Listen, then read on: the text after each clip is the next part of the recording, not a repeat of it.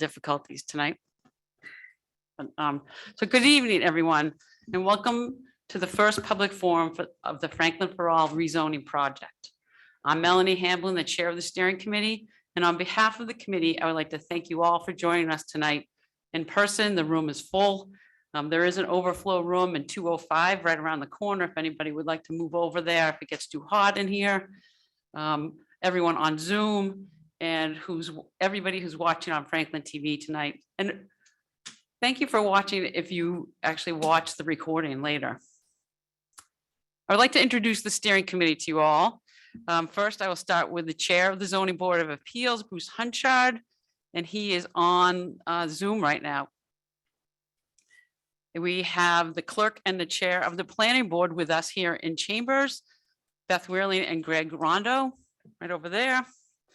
And the entire economic development subcommittee of the town council that includes Councilor Jones, Sheridan, Frangillo, and myself. And Councilor Jones cannot be with us tonight. I'd like to just say thank you to everyone on the committee for taking the time and adding more time away from home to be on this team. So thank you all so much. The Franklin for All project consists of 3 phases. The first phase is a zoning diagnostic phase. The second phase is our public engagement and community visioning phase, which we're in now. And the third phase is evaluating possible zoning changes that come from this public engagement phase. The end goal is to revitalize Franklin's downtown and surrounding areas, as well as expand housing choices in the town, while keeping the new state MBTA community guidelines in mind. The steering committee's role in this process is to ensure that your voices are heard throughout it. And then we will evaluate potential zoning changes that are recommended in phase 3. As you can all tell, that we are now in the public engagement phase, and thank you all for being here again. I have a few homework assignments for everyone. They're not that bad, so don't worry about it too much. So first of all, I'd like everybody to take the time to walk downtown and through the surrounding areas. Grab some friends, your family, go down there, go visit the new businesses we have down there. And while you're doing that, think about different areas that you really like to be in. And what about it is it that you like? What would you like to see more of? And then take those ideas that you're gathering and then just let us know about it. That's what this is all about. Do you have a favorite destination in Franklin or elsewhere? Someplace that you just always want to go back to. Think about what it is about that space that you love, and then let us know about it. Sign up for the newsletter. Sign up for the newsletter. Get your friends to sign up for the newsletter that you'll see on the Franklin for All webpage. And take the survey that will be going out, and Emma, I'm sure we'll talk about that later. But I'd also like to task every one of us, including me, so I'm going to keep this in mind, with keeping an open mind. Let us really listen to each other, not dismiss. Let everyone have a chance to speak and to be heard. Let us commit to working together through this process and let it progress to the end before we decide if we are successful or not. And tonight, let's please remember to treat each other's comments and questions with respect. So I've already taken up enough of our time with our technical difficulties, but quickly on behalf of the steering committee, I would like to thank you all again for being here, and I hope we can learn a lot from each other. I'd also like to thank the town staff for applying for and receiving grants for this project, contracting with the MAPC, and all the work that you do for us every day. And a big thank you to Emma and her staff at the MAPC, the work of the zoning diagnostics phase that's already done, conducting the focus groups of businesses and property owners, residents, and developers, as well as your work with the steering committee, the newsletter that everybody's going to sign up for, and for tonight's forum. And with that, I will hand over the reins to Emma. Take it away, Emma. Thank you so much, Melanie. That was a great introduction. I think you really gave some good homework assignments, and I think getting out in the district is really key to just see how you feel when you're there and what that experience is like. So I will just briefly go through our agenda for tonight. We're going to try to give as much time for comment and questions as possible. We'll start out with just an overview of this project, provide some existing conditions in the study area today. This area that we're referring to as Franklin Center. I'll explain more when we get to that section. We'll talk about zoning as a tool to enhance the area. We will launch our visioning survey, and we will have plenty of time for question and answers before getting into our next steps for this process.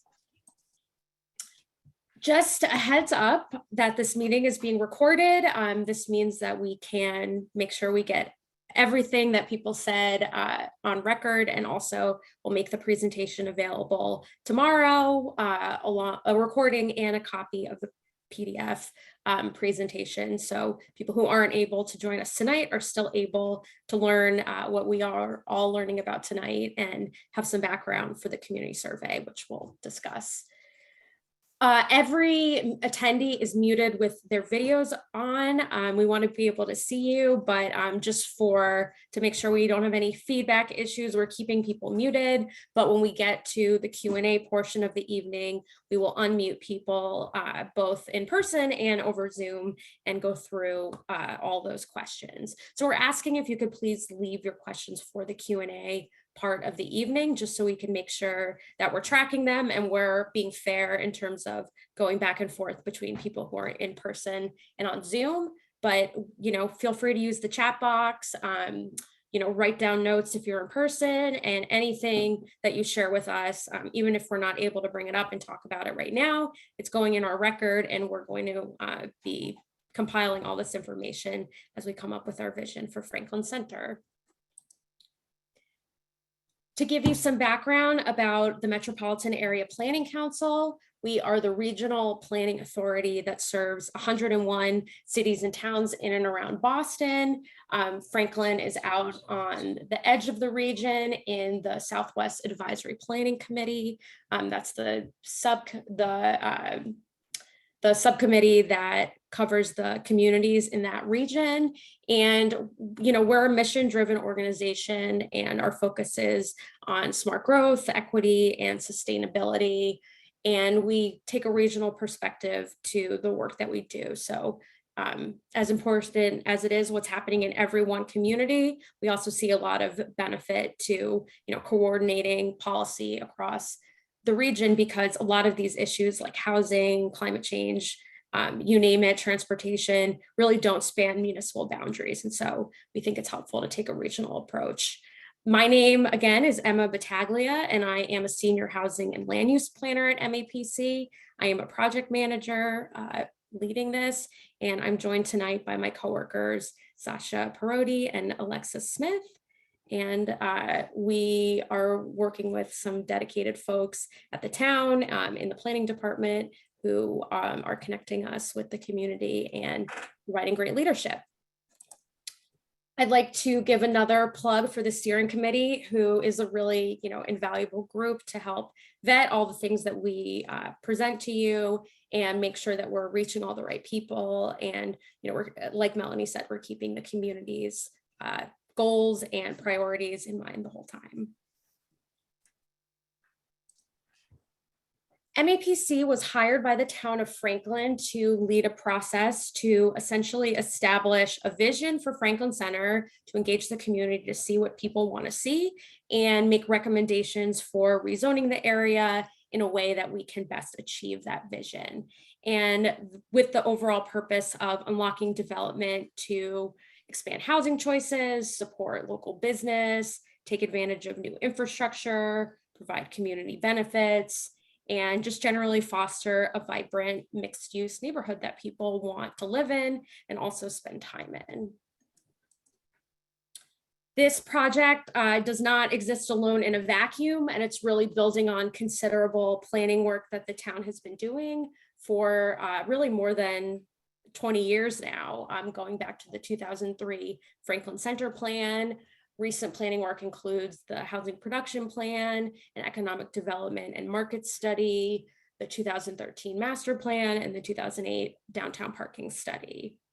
And a lot of time and resources have gone into improving the area, and in terms of improving vehicular circulation, safety, improving the look and utility of roadways, fostering a pedestrian environment, really just sprucing up what the downtown looks like, all kind of with the goal of stimulating private sector investment and making it a better destination for people in the community. So, we want to really hear from everybody about what they love about Franklin Center, because we want to build on those assets and try to work together to overcome barriers that could be preventing the area from fully realizing its potential. Some background around the timeline for this project and the overall scope. We got this work started in late summer, early fall with the zoning diagnostic, which we essentially analyzed all the zoning in the community and kind of identified from our perspective what are some barriers that might be preventing the town from realizing its goals. But now it's kind of back in the community's hands, because we want to hear what people actually want to see. Through this winter, we have been holding these engagement opportunities, and this is going to lead us into coming up with some development scenarios. So thinking about specific parcels, what potential new development could look like, and what kind of capacity figures we're talking about. And we will also be drafting some zoning recommendations that we will be presenting to the community at our next public engagement opportunity, which will be probably late spring, early summer. And then this all is ultimately leading up to the actual process of rezoning Franklin Center, where new zoning or new policy would be drafted by the appropriate boards and would have to be approved by town council in order for any changes to go into effect. And that would likely happen probably early fall, once people are back from their various summer obligations. We are really prioritizing community engagement in this process, and just trying to create as many different opportunities for people to learn and be engaged as possible. So we've held about monthly steering committee meetings, and these meetings are open to the public. They happen before the town council meetings, and that's really an opportunity for us to vet our materials and figure out what our best outreach options are. And we are also doing more targeted engagement with town staff and leadership based on kind of their expert opinions and just experience working with the various kind of ins and outs of the town to figure out what they think makes sense for this area. We have held 4 targeted focus group meetings with local developers, with property owners in the area and business owners, with residents living in and around the downtown, and with service providers who work with some of the individuals in Franklin that are kind of most at risk of housing insecurity issues. And that has given us a lot of kind of background for things we need to look at. And now we are obviously here in our public forum trying to get a wider public view about what they want to see. We have our project webpage, which we'll plug at the end. That's mapc.org/franklin-for-all. And that's where we basically post all of our materials. We provide background information, and that's sort of the landing page that you can go to and track the project progress. We are launching a community survey tonight, which I'm really excited to tell you more about, because that's really going to be the best way we think that we can hear from all of you and really generate substantive feedback, which is kind of hard, especially in a hybrid meeting where we have a lot of people who are on Zoom and in person. And so we want to just make sure that people have the time and opportunity to really tell us what they think. We have been producing communication materials to let people know about events and the project in general. We have a email contact list / newsletter where we provide project updates and just more background info. And we also are just keeping open the potential for additional engagement opportunities for whatever comes up. And, if there are folks that we have already talked to and we feel like we need to touch base with them again, once we have some more concrete recommendations, we want to make sure that we have the capacity to do that. I'm going to go through some existing conditions in Franklin Center. So when we are referring to Franklin Center, we wanted to keep it a little bit broad because we're talking about the downtown commercial district, that is this area in purple, but we're also talking about the neighboring C1 district, the general residential 5 district, which is in brown, the single family residential 4 district, which is in pink, and the mixed business innovation district, which is in gray. And so the downtown commercial district, that's really what people think of when you say downtown Franklin. And that's really intended to be a mixed use transit oriented commercial district where you have first floor uses like retail and restaurant and residential uses above. The commercial 1 district also encourages mixed use, but it's intended primarily for office, retail, service related industries, and some light industrial uses by permission, though residential uses like single family, 2 family, and multifamily are also allowed. The general residential 5 district is intended primarily for single family and 2 family homes, though multifamily and apartment uses are permitted in some cases, but most non-residential uses are generally not allowed. The mixed business innovation district is intended for a mix of light industrial and commercial uses. The zoning really intends to encourage reuse of some of those older manufacturing buildings. And as the goal of the district is to encourage co-working spaces, light industrial uses, art galleries, really just kind of creative uses. But residential uses are not allowed, and things like heavy manufacturing are also not allowed. Lastly, the single family residential district 4, which is this pink area that really makes up the bulk of the district, that is intended primarily for single family uses, though 2 family uses are permitted in some cases, but generally anything denser than that is not allowed.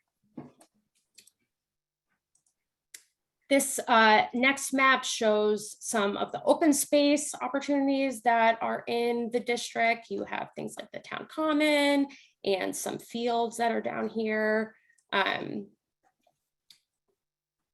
This next map shows the land uses. This data comes from basically assessor records of what exists at each of these properties. And so the districts that we show here are mixed use. So when we're talking about commercial uses on the first floor and residential uses above, that's what we mean. And you could see there's a lot of these sort of greenish parcels that are along East Central Street, going into Main Street. You have a lot of commercial uses, and then most of the district is really those residential uses, with quite a few institutional parcels like Dean College and some fields and cemetery that are owned by the town. This map just goes into a little bit more detail on those properties. In the last map that were flagged as residential, in the study area, you can see kind of right in the downtown core, there are some denser apartment buildings. That's this kind of dark greenish color. You have this big parcel up here that is a recent new development. But again, a lot of what we see in the district are single family parcels, and then some slightly higher densities like 2 and 3 family parcels.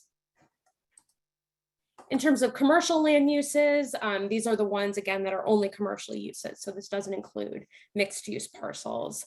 But we see mostly retail. This includes restaurants that are along East Central Street, and also a number of office related buildings, but also some cultural establishments and public service properties and storage and warehousing we see kind of right outside the district. So we have held 4 focus groups already, which has kind of given us a really great overview of what different groups are thinking about. But we are really looking forward to hearing more from you about what you see as the strengths. Some things that people have noted are the area's historic architecture, the fact that there are a lot of retail and restaurant options. There's brand new pedestrian and roadway infrastructure that was a long time coming. There are different public transportation options. So you have, obviously the commuter rail station to get into places like Boston, but Franklin is still served by the Gatra bus service, which is kind of an interesting thing that we might be able to think about ways to expand or better utilize that service. Something that a lot of smaller communities don't have our public sewer system, which kind of unlocks some capacity issues that can be experienced. There's some really amazing cultural institutions like the Black Box Theater, the library, the museum. We have Dean College and all the students and faculty there. There are these large events that bring people to the downtown a couple times a year. And so, we're kind of thinking about ways that we can get people to stay in these areas even longer. And there's a committed organization like the Franklin Downtown Partnership, which we feel is a great way to kind of tap in. But there are also challenges, and we've heard there's not enough housing options to meet the community's need, especially affordable options. Even though there's some good walkability, there's not enough businesses and services directly in the area that if you live there, you wouldn't need a car. People also noted there's limited property turnover, traffic and parking issues, which we hear a lot, high land costs and rents, there are vacant storefronts. And what we've heard from some is that the permitting process can be long and difficult, which might be deterring some projects. In terms of housing affordability, even though a lot of people in Franklin have higher incomes, almost a quarter of the population is considered low income and would be eligible for affordable housing and different housing programs. Almost a third of the population is cost burden, meaning they pay at least 30% of their income on housing, and that's money they can't spend on things like medicine or transportation. Another 12% is severely cost burden, meaning they spend at least 50% of their income on housing. Almost 4% of the population lives in poverty. And just generally, Franklin is a part of the regional trend we're seeing where there's just not enough of a supply of housing to keep up with demand. And basic economics just tells us that that is going to lead to skyrocketing rent and sales prices. The HPP, the Housing Production Plan, which was recently completed, identified the need for new and diverse housing types to meet the needs of seniors looking to downsize, young professionals and families that really make up Franklin's future, and also low-income households who might be more vulnerable to losing their housing or not being able to find an affordable option. And this quote from the HPP really highlights that it's important to look at zoning to think about ways we can increase the number of units that might not be the biggest single-family homes that are built now, but could work for different kind of groups. So now I'm going to get into zoning as a tool to enhance Franklin Center. Zoning essentially can be a pretty complicated topic, but it really is meant to set requirements and incentives for land use, and it sets that legal framework. It can regulate everything from how big a building is, where it's on a lot, what lots it's allowed to go on. But from kind of a professional planning standpoint, we generally say that well-crafted zoning should tell the private sector what you want and also what you don't want, and make the things that you want a little bit easier, or just make the approval process a little bit more straightforward. And it's for this reason, it's really important to do what we're doing now, which is to come up with a vision, and then we can think more about, okay, what are these desired uses, at what densities, and what do we want to encourage? Zoning and historic development don't always go hand in hand, because almost 2/3 of Franklin's structures in Franklin Center were built before zoning was ever enacted. And this means that what we see in the built form doesn't always match up with what would be allowed today. And some of the buildings that people really love, either they're too close to the sidewalk or they're too close to the building next to it, and they just couldn't be legally built today because of dimensional or use regulations. And also zoning regulations have evolved, because back when zoning was first written, a lot less people drove cars. And so as more people have taken up car ownership and dependence has increased, that has also changed the way our zoning regulations look to fit those cars. This picture just shows Main Street in Franklin during the Victorian times. You can see, though, that we have not a lot of cars. We see the streetcar system in place here, but these very active kind of corridors where you have these storefronts that people would want to stop and engage with. So dimensional regulations are a big piece of zoning, and they differ by zoning districts. So some districts require different things related to lot area, setback, frontage, but generally the least restrictive regulations are in the downtown commercial district and in the C1 districts. And that's because the town, in the past has said that that's where it wants more density to go. And it's made that a little bit easier in those places.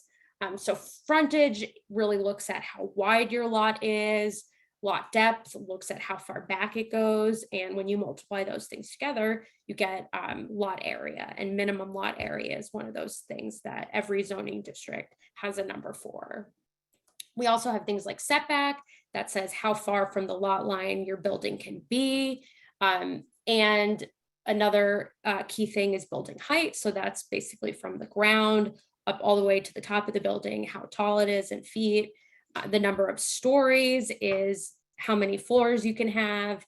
And two things that the zoning differentiates from our principal buildings and accessory buildings. And some of these regulations in terms of what setbacks are, they might be different for a principal use rather than an accessory use. An accessory building could be a shed. It could also be a place where someone could live. An accessory dwelling unit basically is putting either detached from the house or attached another residential unit on another lot that might be, already have a single family house on it.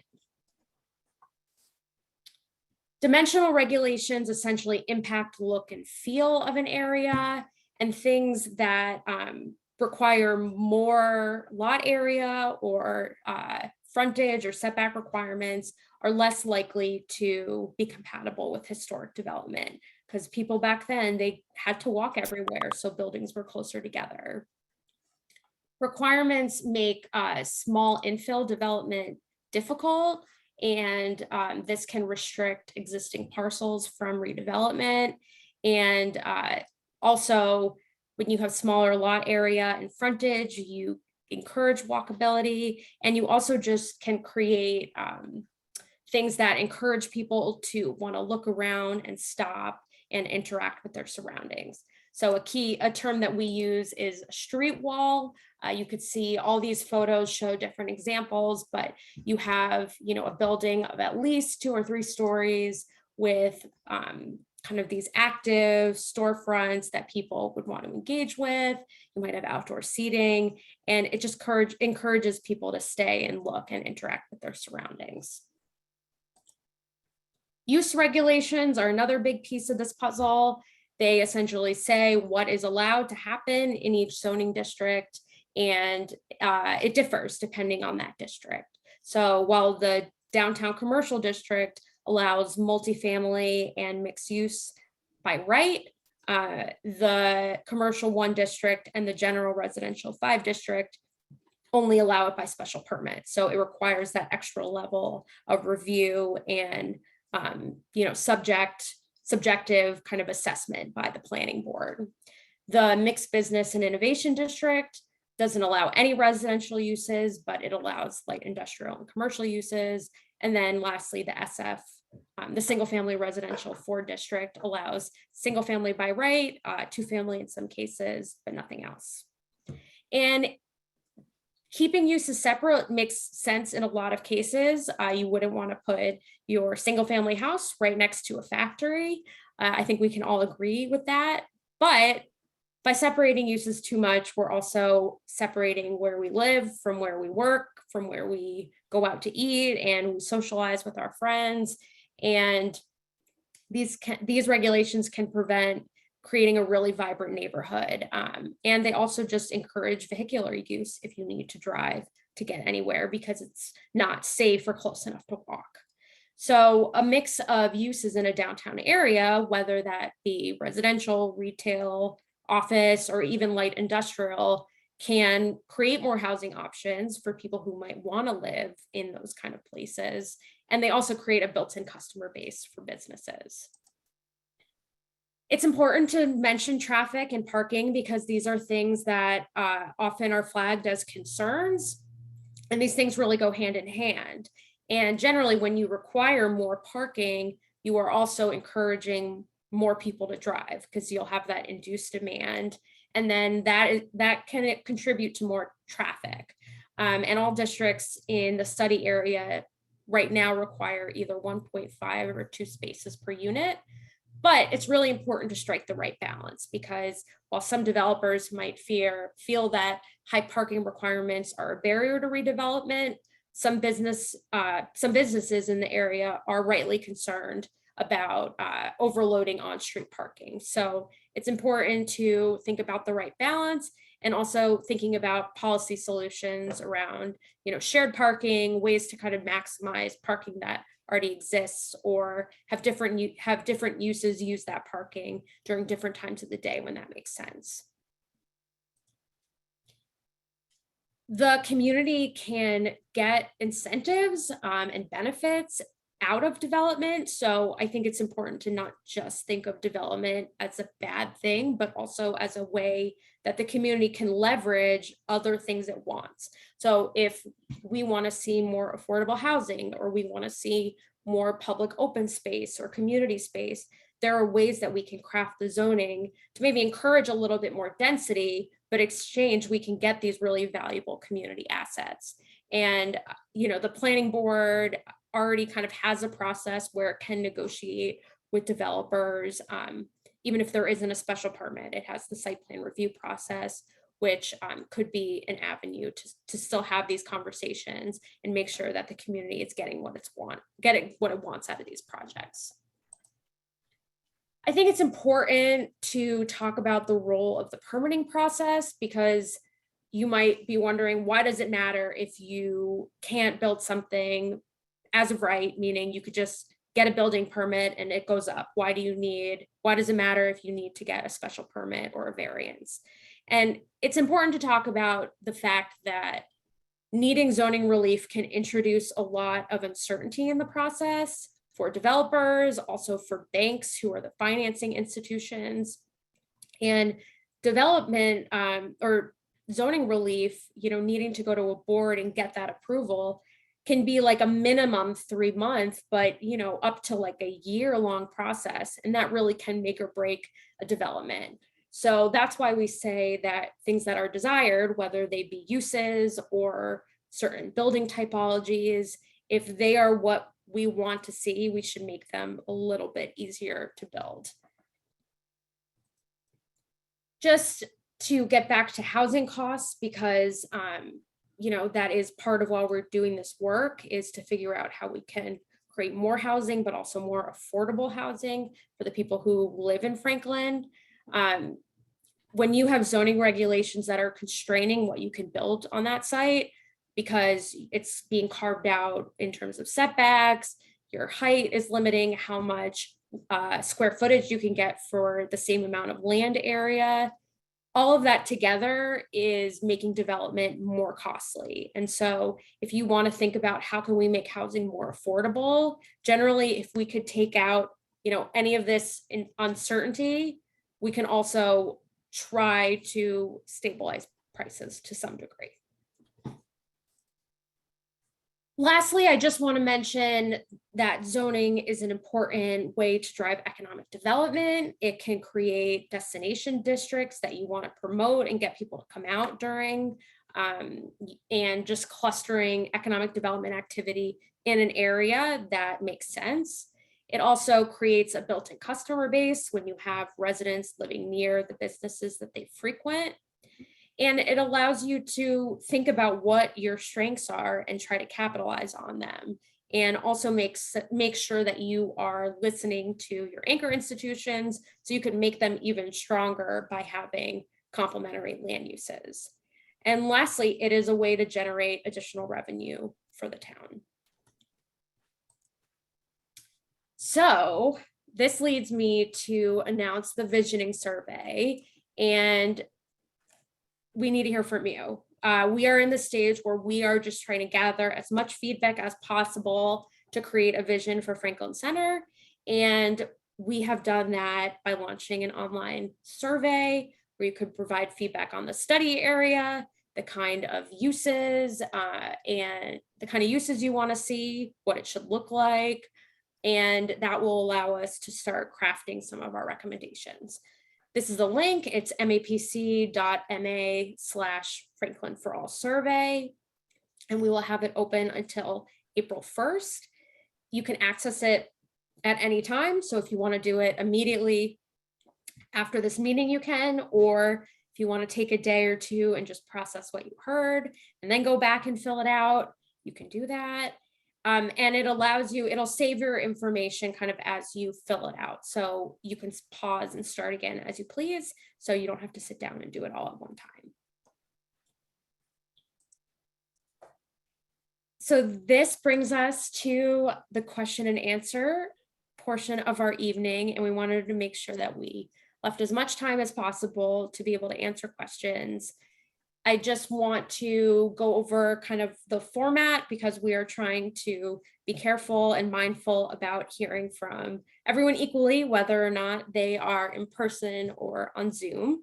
So if you are on Zoom, you can use the raise hand function to basically tell us that you want to talk to us. And as soon as you do that, you'll be added to the queue. If you're attending in person, we'll ask you to physically raise your hand, and Brian will call on you if it is your turn to speak. We're going to go back and forth between remote and in-person attendees. And so when it's time to select a question from a remote attendee, I'm just going to ask Sasha to let me know who is next, and she will unmute you to speak. And when it's time to select a question from an in-person attendee, Brian Taberner is going to call on you and you can go up to the microphone and ask your question.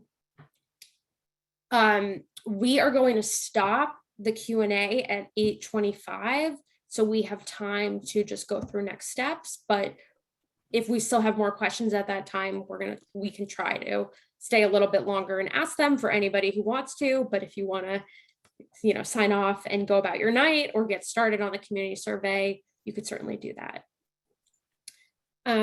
So I think we can start this up. I'm just gonna stop sharing my screen for this portion. And I think, Brian, do you want to start with somebody in the room?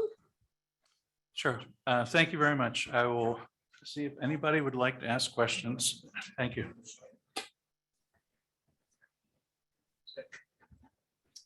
Thank you. Can you go up to the mic? Thank you. I asked everybody to identify yourself and give your address, or if you're with an organization, identify your organization. Thank you. Good evening, everyone. Can you hear me? John Barry. I live at 6 Baluchian Road. I've been a proud citizen of Franklin since 1986. I want to commend everyone that works for the town of Franklin for the wonderful job that they do. From the people at the transfer station, to the town clerk, to the people that take care of the fields. This is a great town, folks, don't you think?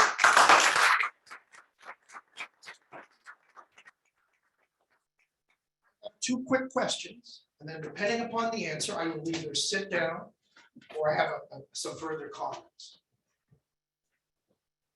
I'm assuming, but I want to ask, has Franklin accepted HUD funds as part of the housing development here in town? Housing and Urban Development Funds. There has not been any HUD funds available to the town directly because of the size of our community. I see. It does go through the state and you can apply for funding that way. Perfect. So this project, no element of it has anything to do with the AFFH project, the Affirmatively Furthering Fair Housing? Is that No. off the table on this? That's not what we're doing. Fantastic. Thank you. Keep up the good work. Excellent. Thank you, Anna. Thank you. So Sasha, can you just let me know who has raised their hand first? As of right now, there is no one on Zoom who has raised their hand. Just as a reminder to raise your hand on Zoom, you can do so by clicking on participants, which is a button at the bottom of your Zoom screen where your microphone and camera buttons are. And then you can hover over your name and click more. I see your hand, Catherine. I'll just finish this and then we'll unmute you. You can also click on reactions at the bottom of your Zoom screen.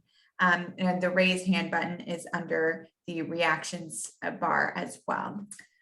So Catherine, I'm going to invite you to unmute.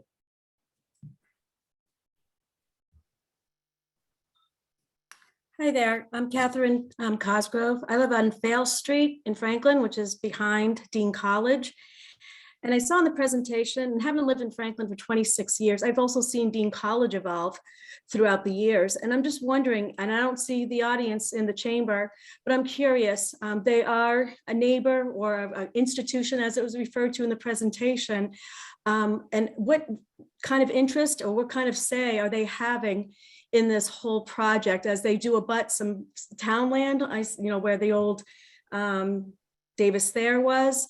And then they also, they abut my street. And I'm just curious, are they here today? And are they keeping Franklin's best interest in mind as well as their own? Thanks for that question. I'm not sure if they are here tonight, but we are engaging them. We included them on our focus group with property owners.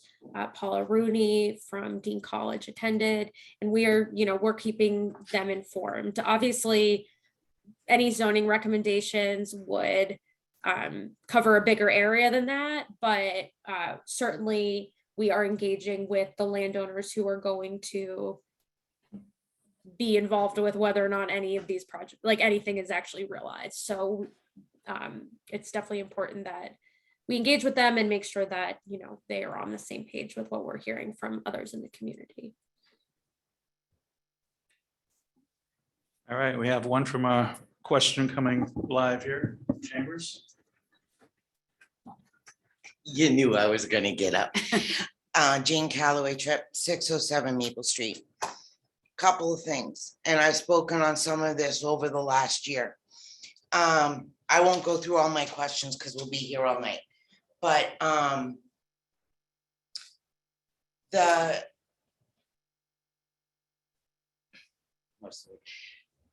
creating a denser downtown is basically creating a downtown Boston.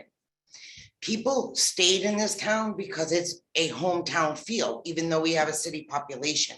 People moved to Franklin because of the hometown feel. Schools have lost some state funding because as our population rise, state funding went down. I get affordable housing. I've had to have it, and I know people who need it now, and that is not what I'm against. But the rezoning is going to make downtown look as congested as Dedham, as Cambridge, as Boston. To think and to reduce the parking to 0.5, once you do that, you can't change it. And what you're doing is you're opening the floodgates for a lot of problems, because everything that I'm hearing is benefiting for the builders, not the residents in this town. To assume that people aren't going to have cars in today's age is ludicrous, because yes, they might live downtown, they might shop downtown, they might take the train. They might, but they're gonna have a vehicle. They're not gonna stay in Franklin 24/7 if they're not working. They're gonna go on vacations. They're not gonna go grocery shopping and carry 15 bags back to their place. They're gonna drive to family and friends. They're not, everything they can do is gonna be walkable, and it's not gonna be able to be on a train. To assume that they won't have cars and reducing that parking, what you're doing is you're gonna create the West Street issue more graphically, because those people in those apartment buildings are going to now take the on-street parking that is meant for the residents to be able to shop in the stores. Now, I'm 51 years old, and theoretically, I should be able to walk from my house downtown, which is probably about 4.5 miles. I am disabled. I have issues. I can't walk that far, not without severe pain. I have to be able to drive. There are a lot of people in this town that are that same way. We've revitalized the town twice, and it still is not good enough. Yes, we've gotten grants, but grants is federally taxpayers' money. We're paying for it one way or another. So we're so focused on rezoning, but what you're going to do to downtown is you're going to make it to a point where some of the people that are living down are going to be forced out. Side streets like Alpine, they're going to end up having builders come in, and they're going to make offers, and those buildings are going to be sold, and these people are going to be without homes. You have to be careful what you're doing. I went to the planning board, and I also went to the town council last year and asked them not to approve the 0.5 parking. Leave it at the 1.5. If there is a special case, you can give them a special permit.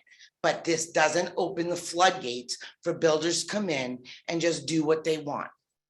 Because it's not about the builders, it's about the residents in this town. It's about the people that are funding this town. It's not supposed to be better for the builders, it's supposed to be better for us. So I would like to know how rezoning all this is actually going to make it better for us, as me, as a taxpayer, as a townsperson. The more people coming into this town and the more congested downtown gets, guess what? Taxes are gonna go up. My taxes already went up a lot this year. I can't afford them to keep going up. I'm on a fixed income. This is my home, my childhood home. I have a right to live there. And I shouldn't be forced out because I can't handle the tax rates in this town that are going to increase with all the building that you're doing and all of this zoning and all of these 0.5 parking requirements. Think about the residents, not the builders. Think about the residents. And as far as the downtown, yes, we have some nice shops down there. We have tons of restaurants and pizza places. But where are the things for the kids and the teenagers besides the trampoline park in the Big Lots parking lot? Growing up, we used to hang out downtown because of the movie theater. Kids were down there. They were going to the movie theater. They were shopping at the penny candy store. They were hitting friendlies in the newsstand. We hung out down there. There is nothing down there that entices any teenager to go down, or anything for a mother and father to take their little kids to do, except for when we do like the Harvest Fest or the things down in the common. There's literally nothing in the center of town that appeals to children. You know where the parents are taking their kids? To North Attleboro, to Bellingham, to the different towns that have things that are geared towards children. So you convince me that what you're doing is going to benefit us, because right now it doesn't. So I just want to make sure we are keeping track of time so everybody can get a chance to speak. So I would just ask if we could try to keep our comments as concise as possible. I know that's hard. And I would encourage you to just fill out our community survey. And, you know, really, we could use that to get a lot of details, and we will publish all that information so everybody still knows what other people are saying. Emma, do you mind if I make a quick comment? Just for the, Absolutely. so everybody knows out there. we are gathering input. We don't have a plan today. We don't have any, we are working on what the town tells us what to do. MAPC is going to try to put it together, try to come up with some zoning amendments to make the town better, not worse. Whatever that means will be determined by the town. So MAPC and planning department, others, we could come up with ideas that are crazy and you can tell us they're crazy, or we can come up with something that's perfect and you can tell us they're perfect. It's really a matter of several months from now, going to town council meetings and presenting information that the MAPC and planning department have come up with at that point. Okay, so as far as parking, we want to hear all the comments. But as far as what the town's doing today, we're really not doing anything today other than taking comment. Okay, thank you. Go ahead, Emma, you're live on your end there. Just to echo what Brian said, we are not proposing any particular parking amount right now. We just are trying to get people's feedback. And I think you did mention some great things that we, want to be thinking about. So what are uses that kids can use? What are uses that all different sort of age groups and different kinds of people to draw them to Franklin Center? So, we're actively trying to make sure that we are serving the people who live in Franklin and making it a better place for everybody, and not, a workplace that's going to be overrun. Okay, Sasha, you want to unmute the next person?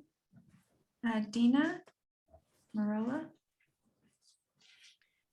Hi, yes. I live at 50 Beaver Street in Franklin. Just a general question. I had put it in the chat, but they also mentioned that I could ask it here. There was a reference in the very beginning about subcommittees that are occurring that the general public can attend prior to the town council meeting. And I'm just wondering where's the information for that? And where are the agenda items so that townspeople can join those freely? Sure. So those are all posted on the town website, just like you would find any other meeting notification. But it's not, I don't believe it's like, it's not the same as a public hearing for, a property case that we would notify all the abutters. So, Brian, do you want to elaborate on that? I think Jamie would like to have a comment. Tina, how are you? This is Jamie Helen, the town administrator. If you go to the website, franklinma.gov, there's a town calendar down at the bottom, and you just have to check back there, usually every couple weeks, to look at the calendar and see if any other events have been put up. The open meeting law requires us to put meetings up 48 hours in advance, but typically those meetings are on Wednesdays, same nights as the council meeting, so you can kind of follow along for the months ahead and pay attention that way. Okay, Hope that great. helps. It does. Thank you. All right, Brian, you want to call on someone? Sure. Yeah. Is that the mic? Hello, my name is Maxwell Marangelo. I live at 127 Central Park Terrace, Franklin, Massachusetts. I just want to clarify first, is this a Q&A specifically with regards to the process, or are you asking for testimony? Because I have testimony, but I don't want to bog it down if you don't want it.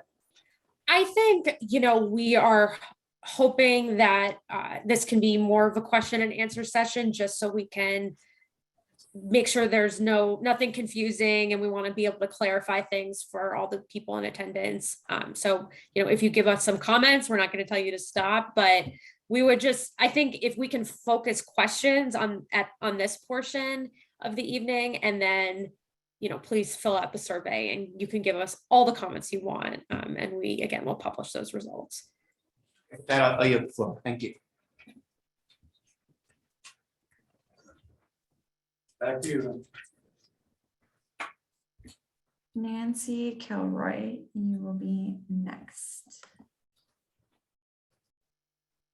Hi, can you hear me? Yep. Yep. So I've been in Franklin about 20 years between either renting or owning, and I live in the Spruce Pond condo development. And what attracted me to Franklin was, as the lady who spoke 2 speakers ago, I guess, described, was it has a wonderful atmosphere. I lived in Boston. I loved Boston, but I moved to Franklin to not be in Boston. And so, first of all, I want to commend you guys for having this public forum, because I have often felt powerless in the face of a lot of the building that goes on in Franklin. Now, maybe I just need to attend more of the meetings, but I think this is the first time I've seen anything like this. So kudos to you for doing this. That's fantastic. What are the things about the zoning? And first of all, my understanding is this zoning is, what you're talking about is limited to the downtown part of Franklin. Is that correct? Or are we talking Yes. about, okay, all right. Just wanted to make sure. Secondly, you know, as you know, the lady who ahead of me made great points about, you know, the parking and everything like that. If you want to see building gone bad, go to Walpole Town Center. That used to be just lovely with a really nice common area, buildings that were, say, 2 to 3 stories high. And now they built this monstrosity of housing that has completely changed the whole feel of that area. It doesn't fit in. It looks wrong. The scale is completely out of proportion to the area. And I hope we don't do that with the downtown. I mean, again, you know, we are a community that is really geared towards families. Even if you're not a family, I'm not, I don't have a family here, but I love the family feel and I would like to keep that. I've seen a lot of open space disappear, and that's concerning. And my fear is just seeing Franklin become ever more one of these, you know, more of a city than a town.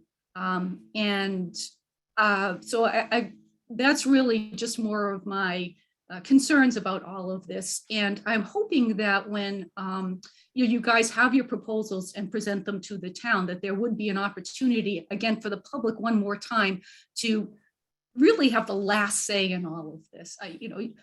You don't want to see, well, you know, for example, somebody slapped up a hotel right next to another hotel, you know, right on Union Street, and it's just sitting there dead. You know, you just don't, it would be great, you know, to be able to follow, you know, to have almost a referendum, you know, or something where the people can make the last decision on this. Because I think, as you can probably tell, a lot of us are very concerned about this. We love Franklin, and no one wants to live in the past. We want to live in the future as well, but we don't want to turn Franklin into yet another citified suburb. That's all. Sure. Thanks, Nancy. I think we can all agree that we don't want Franklin to be Boston. We don't want it to be Cambridge. We don't want it to be Somerville. We're just trying to think about what are some options for kind of enhancing what already exists and still regulating it in a way that it is, you know, keeping that historic character and keeping, you know, what makes Franklin unique. And I hope that when we get a little farther along in this process and we show some of the redevelopment scenarios, you know, we can give more concrete examples of what this could look like on some parcels that you're familiar with. All right, we got somebody coming to the mic right now. My name is Olympia Caswell. I live at 23 October Drive in Franklin, and we lived here for almost 30 years.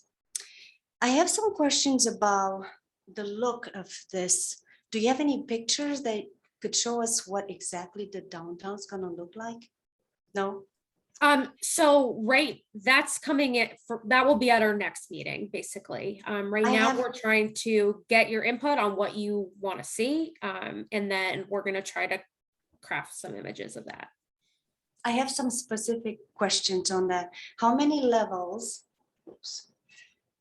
in the mixed use building in the downtown area? Is it just 2 levels, or is it 3? Is it 5? Is it 10?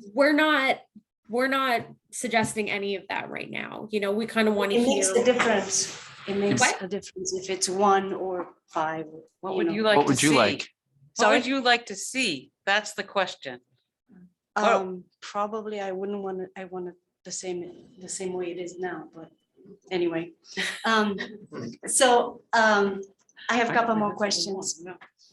Can you give us some stats on towns who have implemented similar system? I heard about Walpole, which didn't work. Other towns that actually did this and actually worked?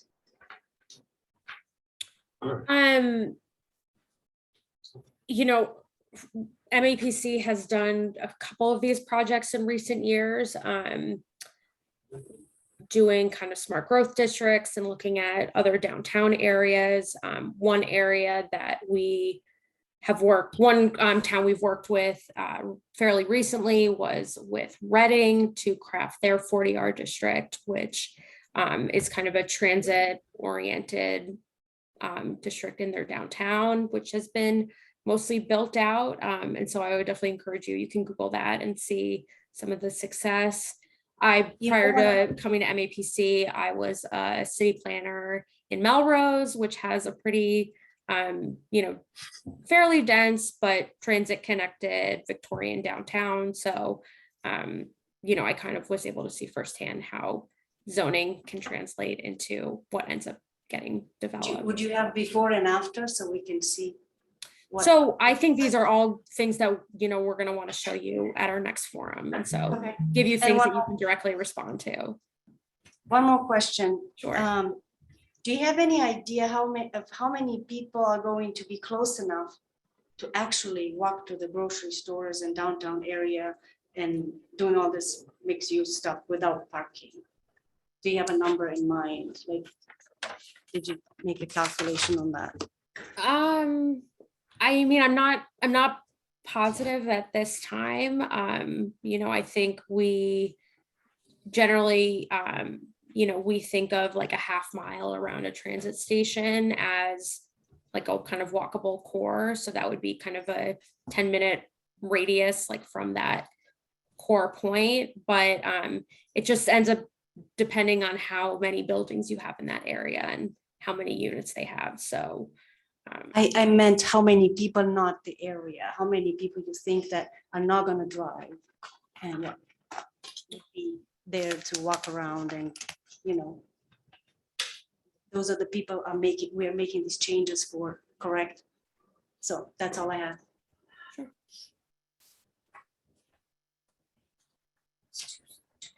Emma, would you like me to respond just quickly on Sure. that last one? Yeah. Okay, so right now, really anybody, you can put an image out there. What do you want downtown to look like? The downtown center? Do you want it to have more things to do? Do you want a lot more people living there? Do you want more retail, whatever? Those type of things we will try to create by making zoning changes. We're not going to be contacting a certain business, well, maybe we will, but we won't in general. The business community and developers will be looking at zoning, and if they like what they see, they will develop a specific type of project, or it will go before the planning board. So as far as how many people can or will, how many can be in a certain area is substantially different than what actually will happen. If you zone something that says you can have 10 units of housing per acre and in an area that's a couple hundred acres long, that doesn't mean that you're going to have that many housing units. It means that each parcel can have has a certain restrictions on it based on the regulation. So it really, we could do the math, which we will be doing in the future. We'll be doing some build outs and things like that, but exactly what you're going to get really will depend on how attractive the market is in this area opposed to the other areas in the state for developers. We would like to attract the right kind of development, whatever that is.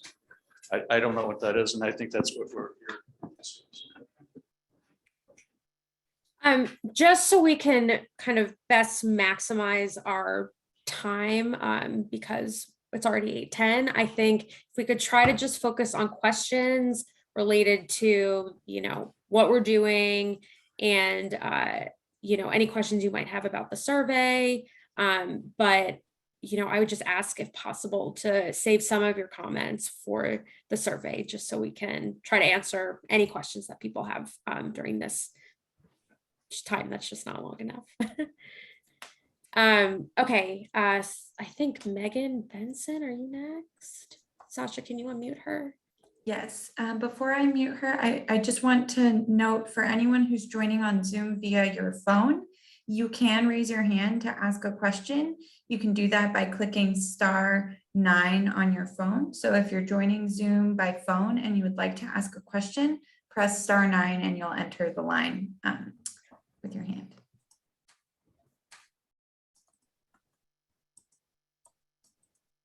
Good evening.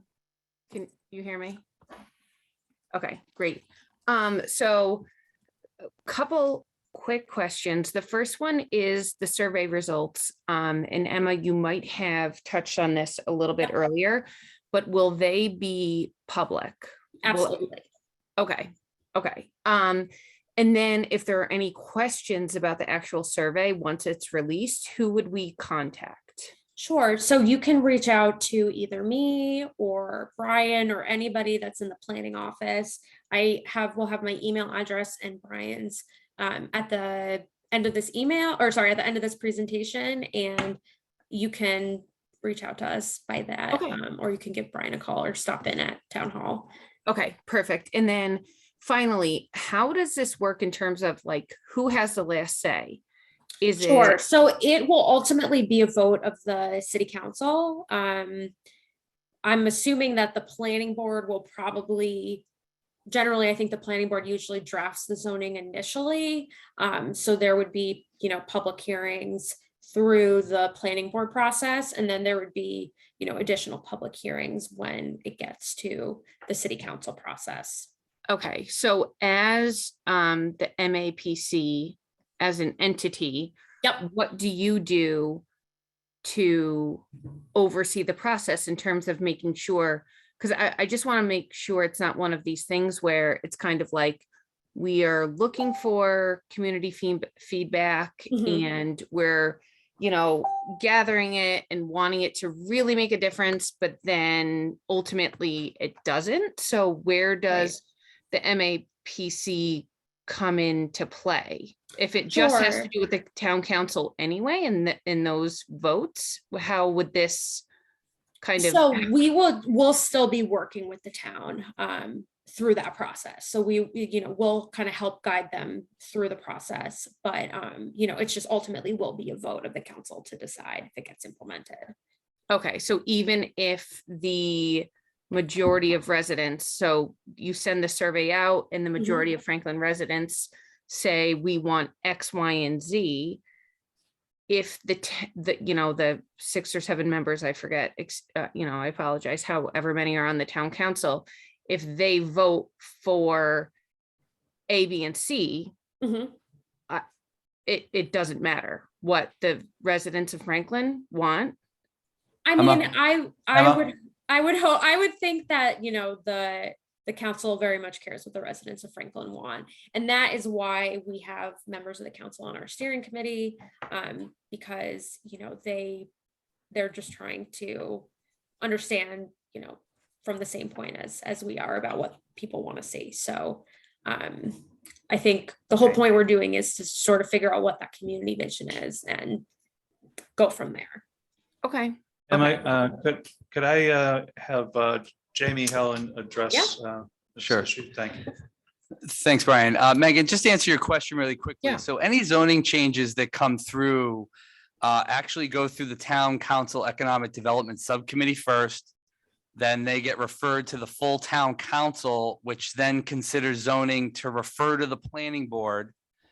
Planning Board holds a public hearing and then refers the zoning with changes or no changes back to the Town Council for 2 readings. To ensure plenty of opportunity for public comment, public transparency. I just wanted to assure you there are multiple opportunities to engage on any zoning proposal that comes out. And you can sign up as a cheap plug for the town council agendas at franklinma.gov and go down to email notifications, and all those agendas go right to your inbox and you can follow along from home. Thanks. Yeah, Okay. we're very much at the very start of this public process, so. Right. there I will was, be a I lot of guess I was just trying to see how the MAPC fits in throughout the entire process then, from here on out. Was that a question? You're trying. They to see are how a they fit in? consultant through the end of this project, Megan. Okay, thank you. Thanks. All right, Emma, somebody on our end wants to say something. Hi, good evening. My name is Diana Bardsley. I live on Alpine Place. I've been there going on 16 years now. I'm very confused. I'm sorry. I'm very confused. I think we have a lot of hands in the pot that we don't need. I mean, this one goes to this council, this one goes to this one goes to this one. And then we decide. I'm just very confused because I don't understand MAPC's role necessarily. Does it override the planning board, or does it override this one? Or are you just like the architects that are gonna take all our information and then present us with some bells and whistles and nice things that we might want? I don't understand why we need this. Okay, so you have how many? 100 and something towns that is in your service area or something? Now, I've been wondering, are you currently working directly with Natick or Framingham? Or did you have any involvement with Natick and Framingham's development? Me? I grew up No. in Natick, by the way. No, My I didn't. dad still lives in Natick. I go to Natick in that area once a week. And I'm telling you, all along the transit, it's a nightmare. They have such high rises going up, all in Natick and Framingham, all along the transit. So I'm curious, were you involved in their development? Me personally, no. Your organization, your MAPC. I mean, we have worked with Natick and Framingham on projects, absolutely. Were you involved with their recent developments? Any, private projects would have, had to go through all their public boards, just like anything that would happen here. How many towns have you worked with successfully? Um, These questions I'd like to answer. I mean, I'm sure other people, I'm just confused who MAPC actually is and how they are going to benefit the residents in town. so we're a public agency, we're a state agency. And so we, our mission is to serve the people of the region. So, And I'm also very hard of hearing and I read lips, and these meetings are very difficult, and I want to apologize to everybody because I don't always hear everything that's being said. I think you need captions for people to hear what's being said on these TVs, because it's even worse for hard of hearing folks. That's all. And I just apologize if I'm repeating or I misunderstood something, because I'm having a very hard time hearing everything. But yes, I'd like to see a list of, and I will do the survey and I'll ask more questions, but I really like to see some successful projects, and I think that was brought up also. Okay. That's it. Because I guess this is just an information gathering. yep, we're trying to get feedback. Yes, Thank yes, you. thank you. Good idea about the captions. Well, I believe if you're on Zoom, there are Sorry. Yes, just to confirm, there are closed captions available on Zoom. If you click on the More button, you should be able to see enable closed captions. There's also a live transcription. I don't know if Franklin TV, if you're able to turn that on your end, but there should be closed captioning available. Just some vague things on your site. Sure, Judith. Remote headsets. Can you All hear right, me? Emma, you're in now. Somebody else. Hi, Can you Judith. hear- Can you hear me? Yep. Okay. I grew up here. I was, I hate to do the age thing, but I was born in 1961. So I've lived, I grew up in Franklin, then moved away for college and life, and my parents stayed here, so I was always coming back. A little bit of history. I know you're trying to revitalize the downtown. When I was about in my teens, in the 70s, the downtown area was very active, and there was the movie theater, there was Friendlies, there was also kind of a biker bar that, I don't miss that. Yeah, that was a good loss, unfortunately, but but it was very blue collar and a lot of small farms. All of those farms have housing developments in them now. So I'm a little wary of more construction on that end. But the other thing too is the reason that downtown lost a lot of its vitality is the strip malls. Um, Stop and Shop, that whole area was one big tree covered hill until probably the late 80s. The Big Lot area over there was expanded. All of these McDonald's was never there. So that's why all of a sudden a lot of people started doing things outside of town because there's plenty of parking. So I guess what I'm trying to say is if you're going to revitalize downtown, you're going to have to decide not just to put commercial things there, but what commercial things are going to go in there. And what I had that I used to have to walk down all the time and go to Connie's drugstore and, buy my mother cigarettes. Shh. But there was Vargin's Market. And it was a small, deep market in downtown that you could get basic, groceries, nothing special like Stop and Shop. Nothing is expanded it. But this little Italian lady at Carney's used to give me a pack of gum to go get her some tomato paste at Merchants Market while I was there. So it's not just commercial stuff. It's what that commercial stuff is that's going to attract people and the walking and all of that to the downtown area if you really want to revitalize it. The other thing I wanted to say is that the apartments that were going up in Walpole were mentioned, and we've got a bunch of them now where the paper mill used to be. And it seems like those things are going up at every T-stop, every train stop on the way into Boston. They're building these humongous apartment complexes. And they're all within walking distance of the train station. So, yeah, I mean, I don't think we need any more high rent housing. I do agree. But I wondered also, a couple of questions. One, how does MAPC get started? How did this whole thing kind of get started? Two is, have you done a survey of low-income housing in Franklin? Because we do have the apartments off of Chestnut Street. We've got other low-income housing off of, oh God, I can't think of the name, but Wachusett Street. We've got up behind the high school, the old high school, my high school. There's low income, I think it's elderly housing that, basically it's 1-bedroom apartments for people with, and they take a percentage of your income to live there. I think there's probably a waiting list for all of these places. But I'm a big fan of expanding that. And if you're talking about people that can't afford cars, then yeah, if you put them closer to whatever facilities they need, then that's great.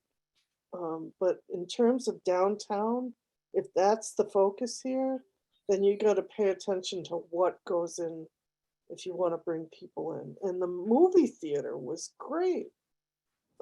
As a kid, we all walked down to the movie theater and then went to Friendly's for ice cream.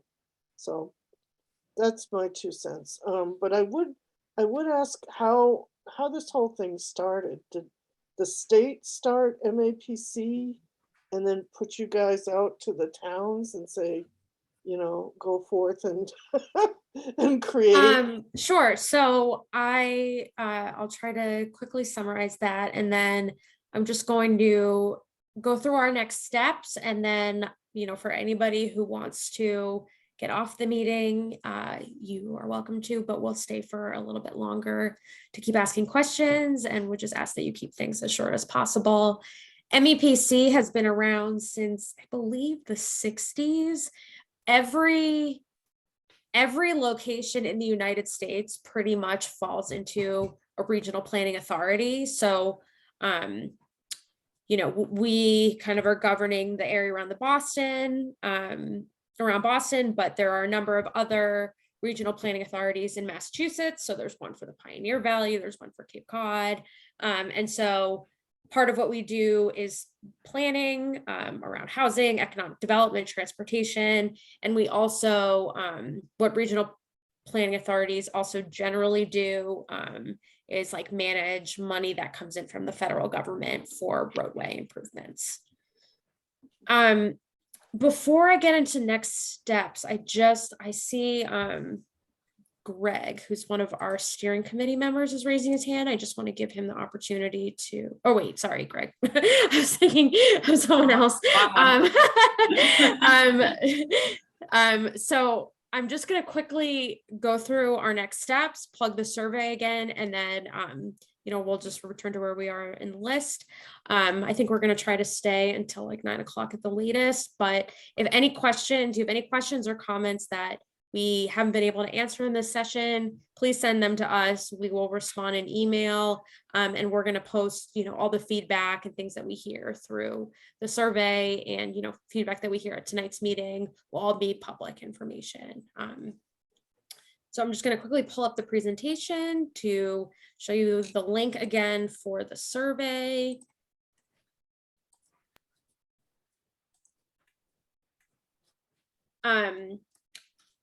Just to speak briefly about how we transition from tonight into the rest of this process, we will take what we hear from the survey, what we hear tonight, what we heard during our focus group meetings, and start formulating potential development scenarios. So, that includes some build out figures of what, how many people and units we could see under some of these different proposals, and also visualizing what this could look like. So showing you some parcels that you're familiar with and giving some examples of how they could be redeveloped. And then we will ask for your opinion, what you like and what you don't like about them. We'll determine a range of zoning approaches appropriate for the study area. I want to be very clear that what we recommend for the downtown commercial district will be different from, what we're looking at in the single family residential 4 district. I think in some of those much lower density areas, we're not talking about high rises. We're not really talking about high rises in any location in Franklin, to be frank. But I think in some of those less dense areas, we would think about, are there any smaller, more incremental ways that we can create some housing options? So whether or not making accessory dwelling units a little bit easier, so somebody can convert their garage into, an apartment for an in-law, for example, or converting a single family home to a 2-family home a little bit easier.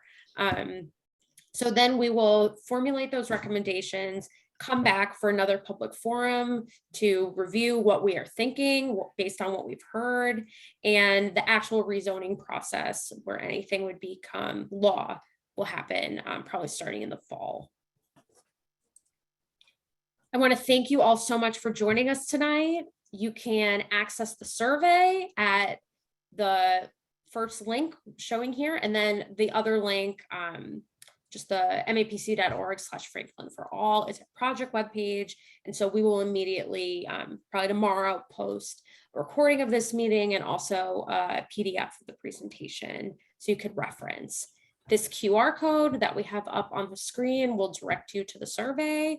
And like I mentioned, you can stop and start it at any point. And we really try to ask you questions to get at all these different facets of what zoning could result in, to kind of figure out what you would want the end result to be, so we could figure out how to craft policy in a way that can achieve that.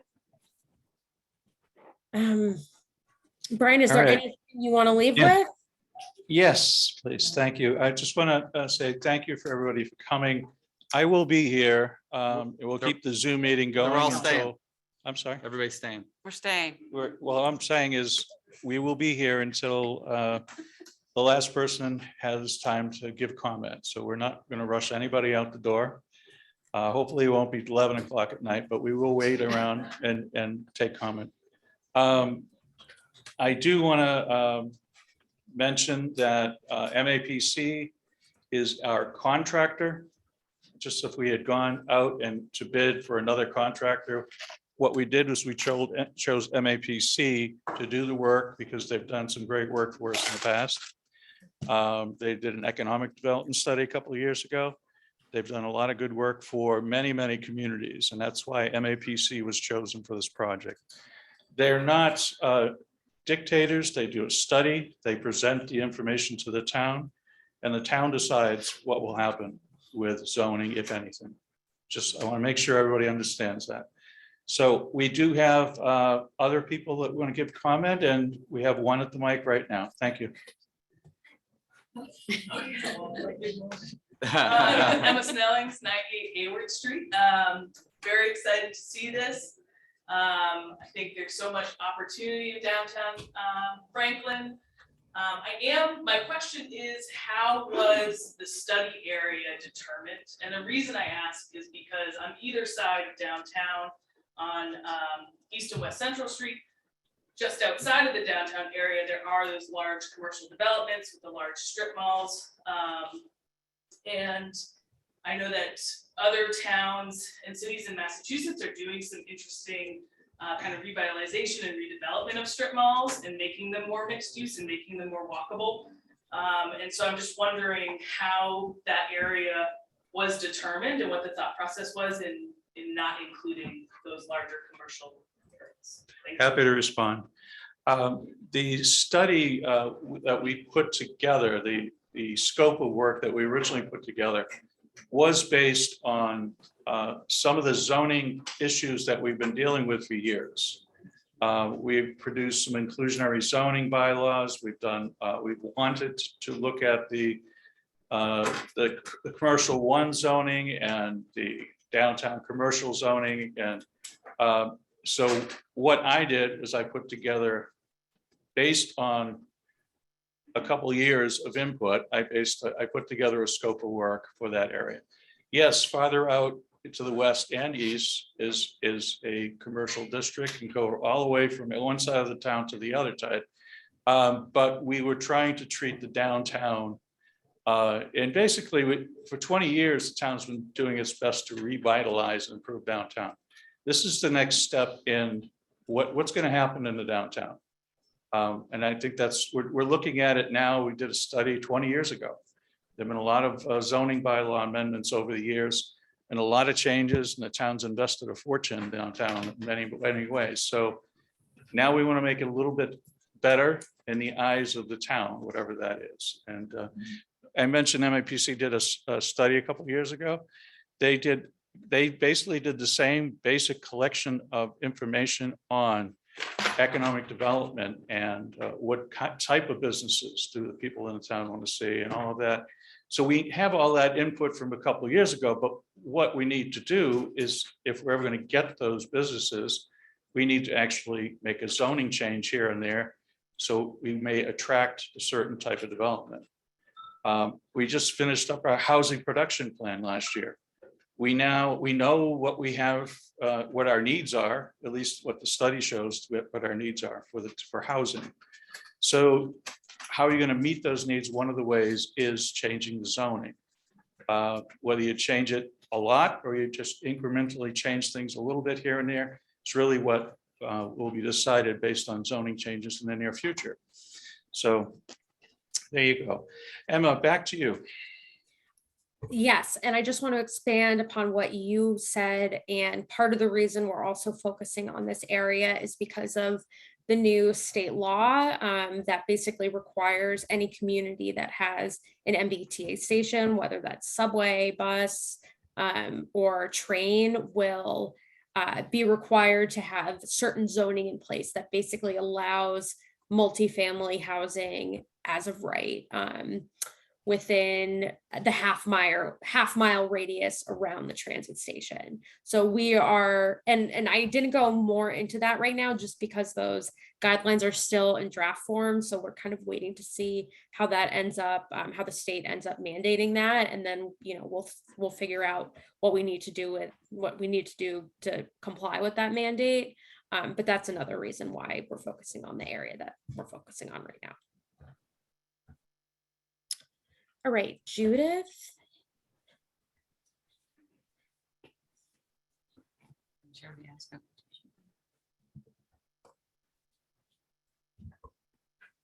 Hey, Emma, I think she already asked. I already talked. I think it's Ms. Oxford's turn. Oh, okay. Yeah, I was gonna say, I was Judith like, already asked the I recognize question. the names by now. Okay, What are the Lisa, people? thank you. Hi, thank you. My name's Lisa Oxford. I live at 18 Lincoln Street. My husband and I are both third generation here in Franklin. And so we've seen a lot of change over the years. And one of my points was actually somewhat covered just a moment ago. And to lead into that, one question I have is, how will the revitalization impact or incorporate current buildings in the town? And the reason I ask that is, and this is simply an observation, it's not a criticism, but there are some buildings in town that do need some TLC. So how does this project incorporate all of that, or does it, I guess, is to begin there. That's a great question. So there's only, so much that we can do. We can't force a private developer to do anything. And I think a lot of steps are probably better responsibility of like the downtown partnership, because they can, rally businesses and kind of rally, different goals around the downtown into fruition. The way zoning factors into it is by making the redevelopment or the improvement of a property economically feasible. So if if someone, because land values are what they are, either just by market forces or anything economic related, a developer, we're not suggesting that developers, we don't want to make it so they're reaping all the profits and hurting the community in the process, but they do need to cover their costs. And so a project is just not going to be feasible if it costs more than they could get in terms of revenue. And so when you increase zoning, you increase that possible revenue, which then can make the cost worth it. So it's, excuse me, I didn't mean to interrupt you. No, so no. that's somewhat of a motivation for people to do some improvements on their own property. Is that what you're saying? Exactly. Okay, because my next thought is, I know we have a downtown partnership that works tirelessly to, bring business into town. But it's always, what is the motivation if the buildings are in need of some work, what is the motivation for those businesses to come to town? So thank you. That was a great, yeah, thank you so much. That was a great question. Thank you. I appreciate the time. Thank you so much. Thanks. All right, Brian. Keep going on your end, Emma. Okay, are we all done? Great. Lisa. Hello, can you hear me? I'm not Yes. sure. Okay, perfect.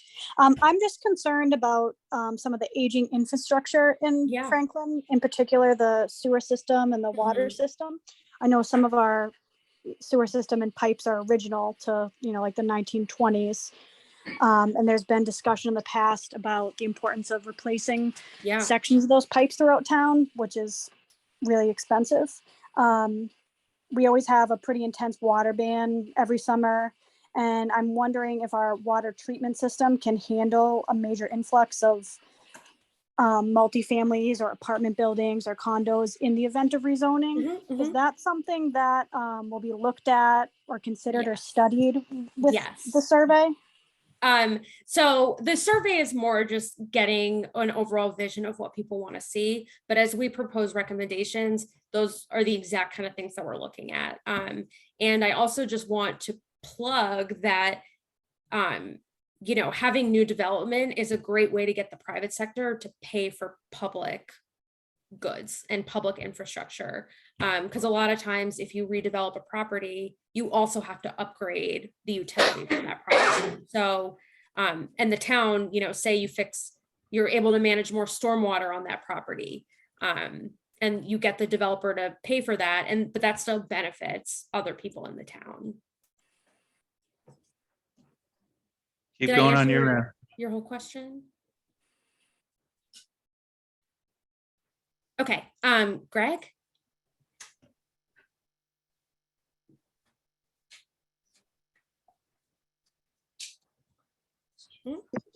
There we go. I just got myself on. There we go. It kept telling me I couldn't unmute myself.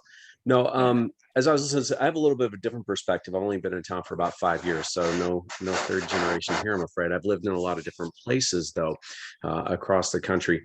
And what I keep hearing, and I hear from folks that have been here a long time and folks that have not been here a long time, is an anchor of some sort. Right? We heard it with the movie theater, and then we went to Friendlies. We heard that a couple of times. I've heard, I wish I had a place to go and hang out or whatever else. So I think one of the things I would love to see, talking about like ideal Franklin downtown, right? The visioning piece of it would be zoning that would allow for some sort of an anchor. And whether that's a brewery or something more family friendly or whatever else, something to some sort of anchor to bring people downtown, and then they can spend their time visiting the surrounding areas of that. And to everybody else's point, and you kind of stole my thunder because I was going to point out that new development really is a great way to pay for improvement of infrastructure as well. And you don't have to lose the quaintness. A little town near where I grew up, it was a big tourist location, very small, very quaint. A lot more of it was new than you would realize because of the way that they set up the aesthetic code. So lots of different ways to do new construction without necessarily losing the character that we have downtown. So thank you very much for all of your time and all your help and staying late. Thanks. Those are great points. All right, Emma, we have one on this end. All right. Hi, my name's Kim Bradco. I just had I was just curious, what percentage of Franklin's population lives outside the half-mile radius that you've considered for the downtown? Meaning, I'm assuming you're not going to make anybody further than a half a mile have to walk into town to take advantage of things which require, most of us, I live 3 miles out to, do I have to ride my bike or walk into town? Is there going to be ample parking so that if you do have all these attractions in town, I think a great percentage of the population of Franklin lives outside, right, walking or a biking distance. And so I'm concerned that there won't be places for us to park or to enjoy the downtown benefits. So I don't have an exact number, but I can say that we are certainly thinking about how, you know, all people in Franklin can use the downtown. And so when we come up with any, you know, changes to parking regulations or anything like that, we are not just thinking about the people who are living there. We're also thinking about people who are going to come and visit. Yeah, Ellen, I just wanted to say, for an active downtown, you obviously need parking. You obviously need in other resources. You want pedestrian friendly, but you also want bike racks, and you want parking spaces for people that don't live with that area. We would love to turn. We have a cultural district in the downtown. That means we want people from outside of town visiting our downtown. So this is, you know, it's not just all about creating a half-mile radius, and if you live in that outside that area, you can't go downtown. We have it's a balance on what you on development, on zoning. It's all a balance on how to create the perfect downtown. And I don't know if we will, but we will try to get that certain balance. And Go ahead. Are there limits as far as density? It's meaning how many people you think can live within that half-mile radius in town that would so choke I think a lot of us don't want to live in even a Framingham or a Natick. We're out here because we enjoy the countryside. And my other question is, the town people don't actually get to vote on this. You'll hear our opinions, but this is never put before the town to vote. Is that No, correct? that's really not correct. You don't get it, you don't go to you don't vote in a ballot way. Okay, you're elected town councilors to make decisions, and you have public hearings. And you come up and you voice your opinion, or you tell them in other ways what you want. And so it ends up being a political process in the end. That's what town council is all about. It ends up being the decision of 6 or more town councilors to approve a zoning change. And there's at least 3 public hearings during the process. And there's a substantial amount of public input, even getting to the point where we have a zoning amendment. So there's many opportunities through the whole process for the public to have input. In the end, it is town council that will vote yes or no on zoning. As far as the density, right now, we have a downtown commercial district. And it allows by right as many as 20 housing units per acre in the downtown core. Okay. So if you look at how many housing units, actually, if you multiply it out, how many acres, we only are about 1/5 of the density that our current zoning would allow in the downtown area. So outside of that area, in the little farther away from the downtown, the density, and that is by right, by the way, the downtown commercial, up to 20 units per acre. In the other areas, it's all by special permit. And it's very difficult to get something through in many cases. A lot of times people are going for variances or they can get something that it's not currently zoned for. So all of these things would come into play when we look at the zoning. The proposed zoning changes, whatever it happens, we'll be looking at all of those things. So if you don't like the way the direction's going, in a couple of months, you see something that's, MAPC will be developing a document essentially and recommendations. And then we'll take it from there and we'll say, okay, well, they're recommending this, is that what's right for the town? We start developing zoning amendments. But all the way through, there will be opportunity for comment. For not only for town councilors, people on economic development committee, but the town in general. That everybody takes that opportunity to continually voice their opinion if they feel strongly about certain issues. Hey, Brian, could I add something to that? Yeah, go ahead. Okay, so I just wanted to remind people that MAPC is going to develop their ideas based off of input we gather from the survey and from nights like tonight. So they're not going to come, the whole process is to get the feedback and then for them to develop plans that reflect what you've told us tonight, right? And then we'll go from there. Thank you. Back to you.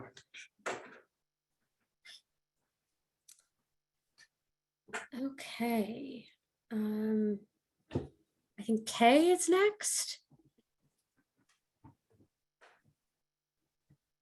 Hi. Hello. I'm Kay Kelly. I live at 5 Calistoga Way. I'm the chair of the Cultural Council in Franklin. I just wanted to be quick, and I am going to fill out that form in a big way. But I just wanted to remind Brian just said the downtown is a cultural district, and that's a really special thing that our state's given to our town. Not every town gets that, and I hope we can consider preserving that. It's a fairly new cultural district and still has a lot of growth and room for potential there. I hear what everybody's saying in terms of not wanting to change too much. I feel like from the arts and culture side, we already have so much down there, and I'm in favor of keeping the historic character of our downtown, but there's no reason we can't keep it a small, quaint, not overblown with the Gap, and why can't we have an ice cream store and a Franklin Arts and Culture Center?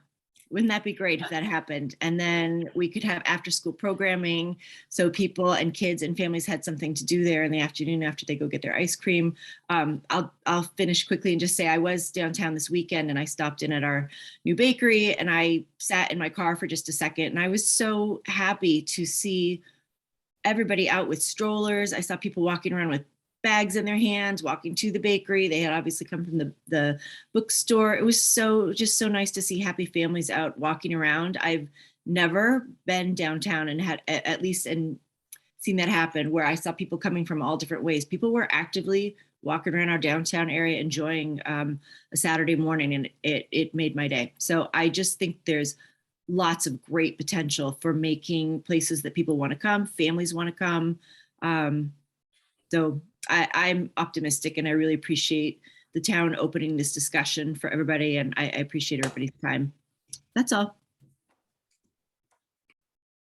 We have one coming on this end.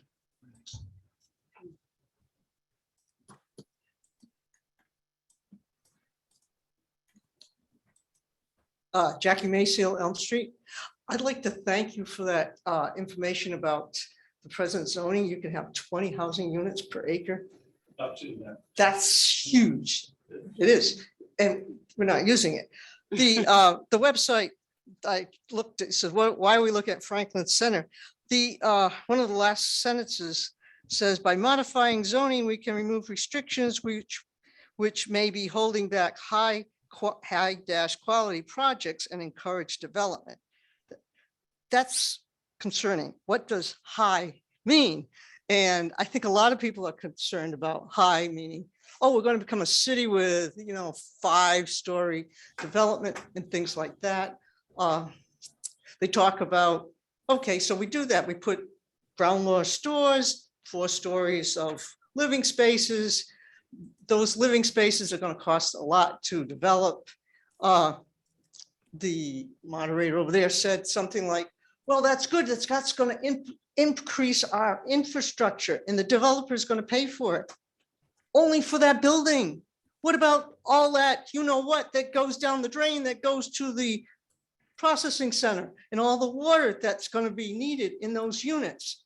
That's going to put a tax on the town services. It's not going to make things better. It's going to make things worse, because you have to look at the entire picture. Now, I think her name is Sasha who's running that. The person. Emma. Emma, okay, I'm bad with names, I'm sorry. Okay, so Emma was saying that they want ideas and things like that. I brought up at the town council meeting what to do with the Davis Thayer School that could solve a couple of problems. Take the Davis Thayer School and make it into condominiums. They did that out on at the Anderson School in Medway. And then you have that extra ground or property there. You make it 2 parcels. The other parcel becomes a public parking garage. Okay, it's about half a mile from the train station, or it's closer. It's probably a shorter distance than some of the lazy kids that live on Dean campus have to walk to their dorms and have to park on the resident streets because they're too lazy. Anyways, that's a different issue.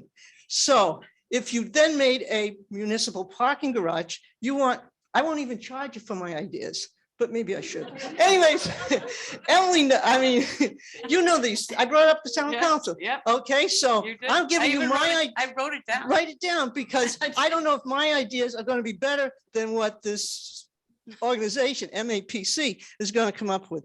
But the town owns the property, the town sells it to somebody, develops it, the zoning board can set the parameters of what goes in there, okay, the buildings there, so they don't have to build it. Well, it's 100 years old, they probably have to bring it up to code.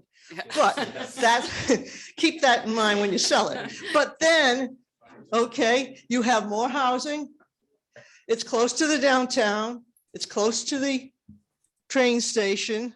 It's probably not going to be very affordable because let's face it, if you're going to attract people to live there, they're going to pay big bucks to walk to the train station so they can go to their, what, $600,000 jobs in Boston and then come back to Franklin and then want to change Franklin so that it looks like Somerville and all of that stuff. But you then can build a parking garage. Okay, it's a municipal parking garage. You send it out to bid, somebody runs it for you, you get money for the building, and you get money, you get the rent for the building, or you get the taxes from the building, and you get a cut of every parking ticket that goes there. Solves multiple problems. So keep that in mind. I'm glad you're taking notes. Okay, that's all I have to say. I covered a whole bunch of topics. Thank you for more than 2 minutes. Back to you, Emma. That's what we want to hear though. Like, the survey will have a lot of opportunities for that kind of feedback. So look forward to your responses. All right. I think we'll call on Patty, and then I think at least the MAPC staff are going to call it a night. I know Brian might be willing to stay longer. And so if anyone. We'll be here at least a little bit longer. We have at least one other person on this end, maybe more. Okay. All right, great. So I think we'll let Patty ask her question and then I'll have to say goodbye, but you'll see me again. And obviously just fill out our survey, visit our website, and stay engaged with this process. Okay, Patty. Hi, Emma. Hi, everyone. So I think I'm the first one to talk tonight. I'm one of the longest business owners up in the downtown. And I own a hair salon, and I've been there for 28 years. And I listen to a lot of people in what they would like uptown. So the first thing I wanted to ask you, which no one has actually mentioned tonight, was Franklin. My husband grew up in Franklin all his life. And if you really think about the downtown for a second, the downtown is basically owned by the Pizzinis, the Ferraris, Ranieri's, a lot of old time residents own these downtown buildings. Mm-hmm. Now, with that being said, I've been there for 28 years. I can't even get him to paint the outside of the building. Mm-hmm. Okay, never mind my building, the building across from me that I look at every day. These are the things that the downtown Franklin partnership and any of you people need to stand in the middle of the street and look around at what it looks like. You don't need housing above it.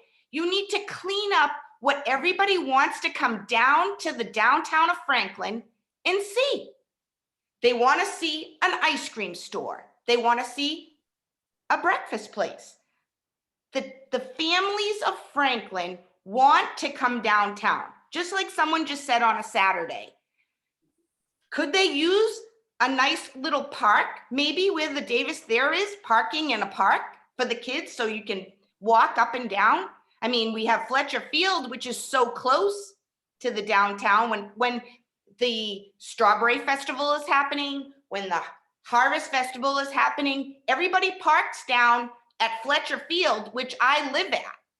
And they walk up Peck Street, down Cottage Street to go to downtown. This is the way it happens. So this is what you should be looking at. Now, the second thing that's very important uptown, and we lose business over, is it is not handicap accessible. When they did the town over, the two ways, we went to a meeting to try to tell them we cannot get handicapped people into our buildings. What are we going to do to resolve handicap accessibility first? Secondly, if you're going to run a downtown revitalization, you need to know that the downtown of Franklin, not once this year, cleared the snow and the ice away from the sidewalks, which is not safe for the patrons. People need to know what is actually going on uptown. And if you don't ask the landlords, and then you don't ask the business owners, no one is really gonna know how to improve those things. Secondly, when the Strawberry Festival happens and the Harvest Festivals, our customers can't even get into our businesses to give us business because it closes down the whole center of town. Literally, I have to shut my business down because there is nowhere for my patrons to park to come to my hair salon. So these are some of the things I think that need to be considered in your meeting. Now, I'm wishing you all the luck in the world with these old landlords and these old business owners, because they're not going to change a thing, my darling. I can't even get a back door put in. Okay? They don't clean it up. They don't spend a cent of their money. So I wish you all the luck in the world. And I hope that I can continue to stay uptown. But this is what I needed you to know. Thank you. Yeah. Thank you.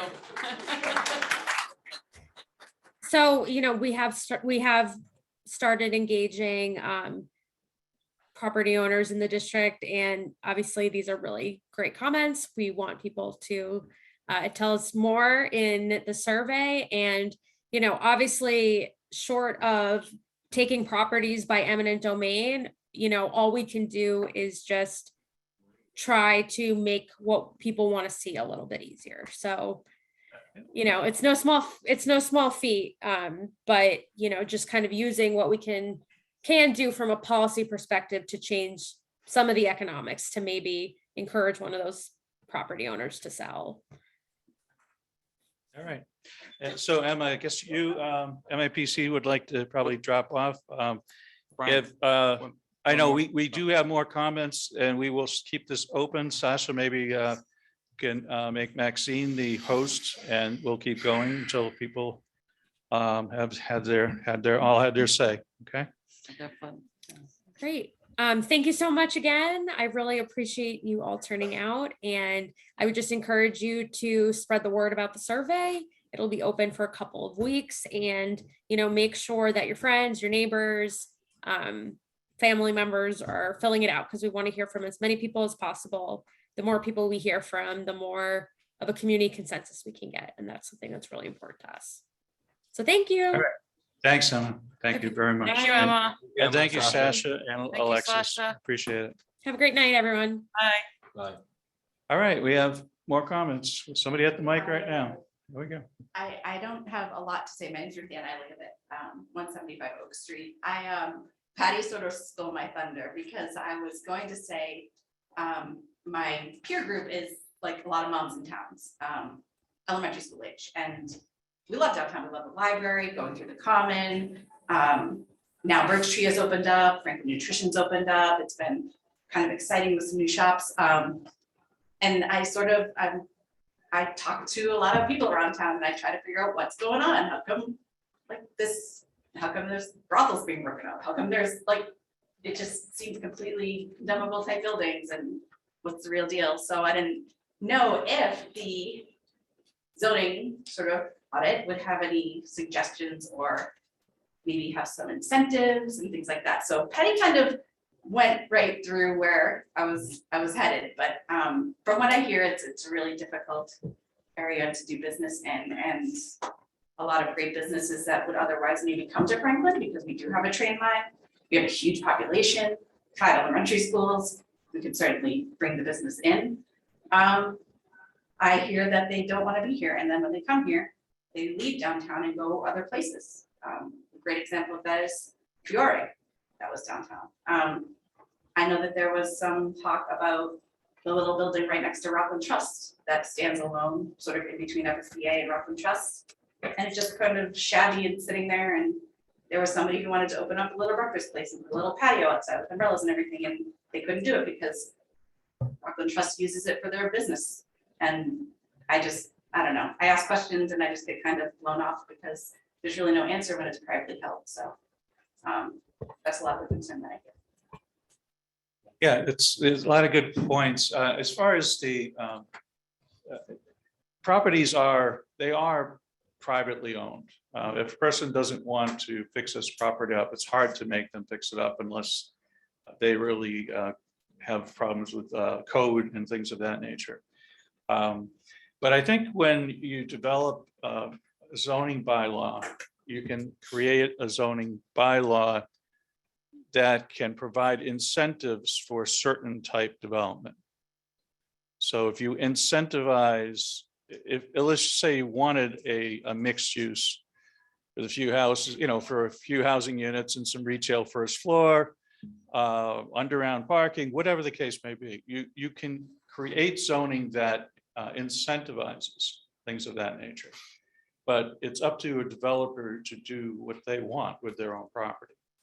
So, all right, so I know Kay, you had your hand up earlier. Are you all set for now, or you're all set? Okay. Anybody else? We have anybody else? Yes, we have. Okay.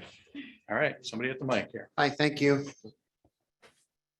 Ted Cormio Ledger. I'm the town council as well as 3 Ashbury Drive. I want to, at the beginning of the presentation, somebody mentioned an art gallery. And I haven't heard it mentioned since. So I would just like to support that as a possible thing to bring downtown. If you want to be a cultural district and you want to attract artists, you need to give them a place to show their work. And maybe another thing to consider as we talk about mixed use space, a space where artists could actually create. Because other communities that have brought places for artists to paint that are affordable, places for artists to maybe do their sculpting, you attract people to come watch that process. And then they might go get a bite to eat. Maybe they would go do some other shopping or walk around, but it's another thing to bring people to the downtown area. And then if there's also a place to exhibit the stuff that they've worked on and get to sell it, that just kind of creates even more commerce. So I just hope as we're thinking through multi-use and things that are going to attract people, to Kay's point, let's enhance the cultural district part of Franklin. Let's give them a little bit more space to do their craft at an affordable price, because as a visual artist myself, I couldn't afford $2,500 a month to have a studio just to paint. But maybe if it was a town parcel or something that was maybe by the hour or something affordable, or other artists or art associations could band together and share some of those expenses, and if there was some wash things, I think this could be done. It's just going to take some creative thinking. Thank you. Thank you. Anybody else like to speak? Have one more. Okay. My name is Mark Vestana. I originally came to Franklin and stayed at the Westerly. I guess my question is, it seems like a part of this is affordable housing, which I'm all in favor for. We have a lot that is going up, be it the Westerly or this new complex right across the street. Just happens to be outside of the area of Franklin Center.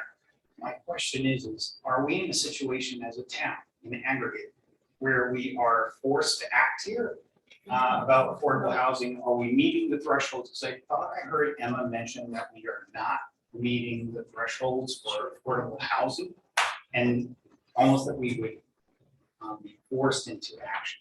So just curious. All right, be happy to answer that. The town is required by state law to have 10% or more of its housing units as so-called affordable. That inventory of affordable houses, we are still over 10%. We were up close to 12% before the last census.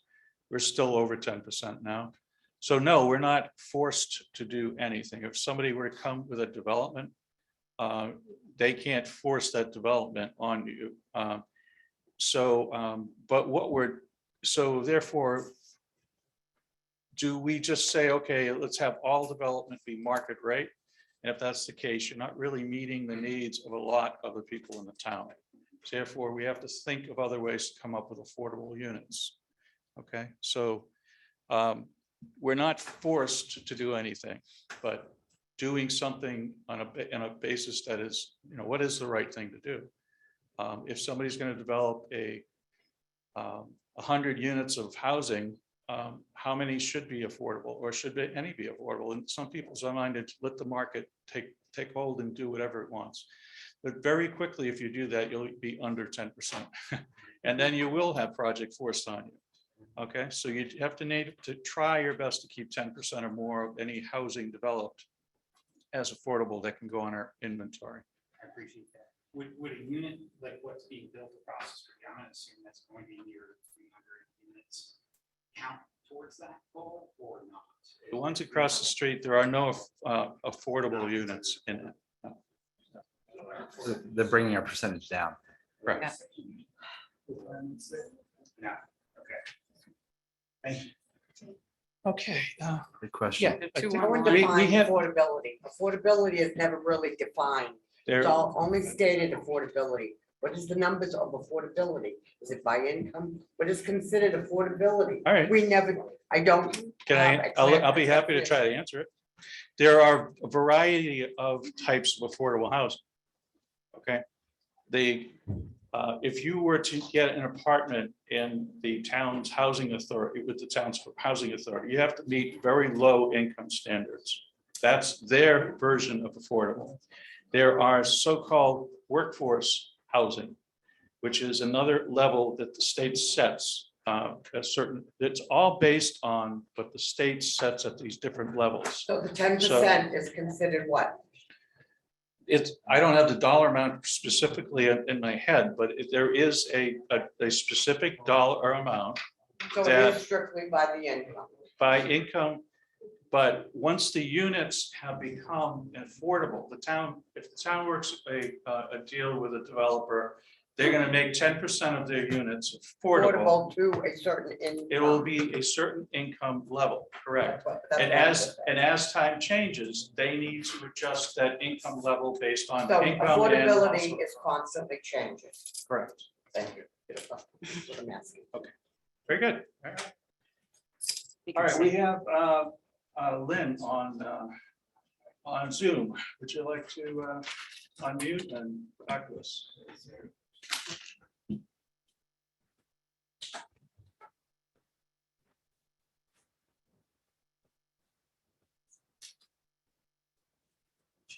She's still muted. Is that okay now? That's great, thank you.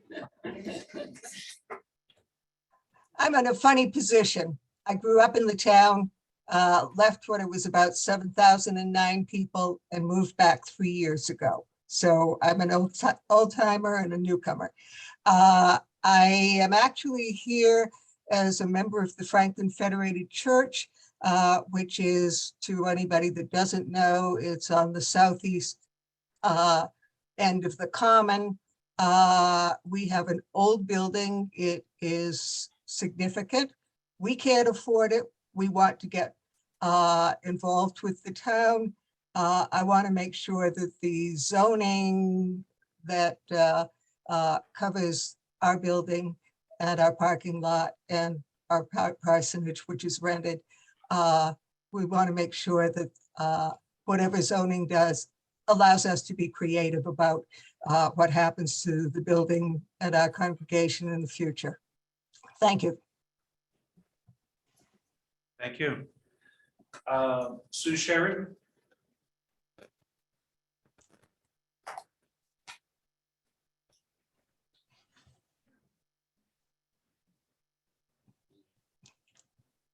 Hi there. I represent the Franklin Art Association, and I would just like to let you all know that we are working with April and Michael Rock, the owners of Escape into Fiction, and we are hoping to open up an art gallery there within a few months.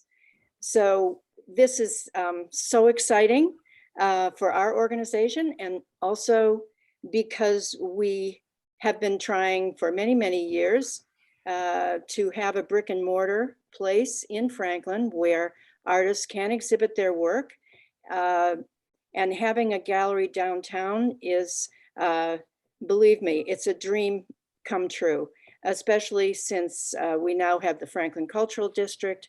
And I think there is a burgeoning interest in arts and culture, especially in downtown Franklin. So I just wanted to let you all know that this is in the works, and we're very excited about the prospect of having an art gallery.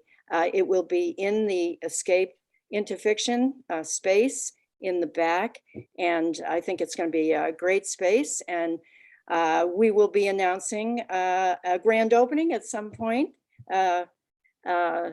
within the next few months, hopefully. So very excited about that. Just wanted to share that news. Thanks, Sue. Woo, yay. All right. We have Megan Benson next.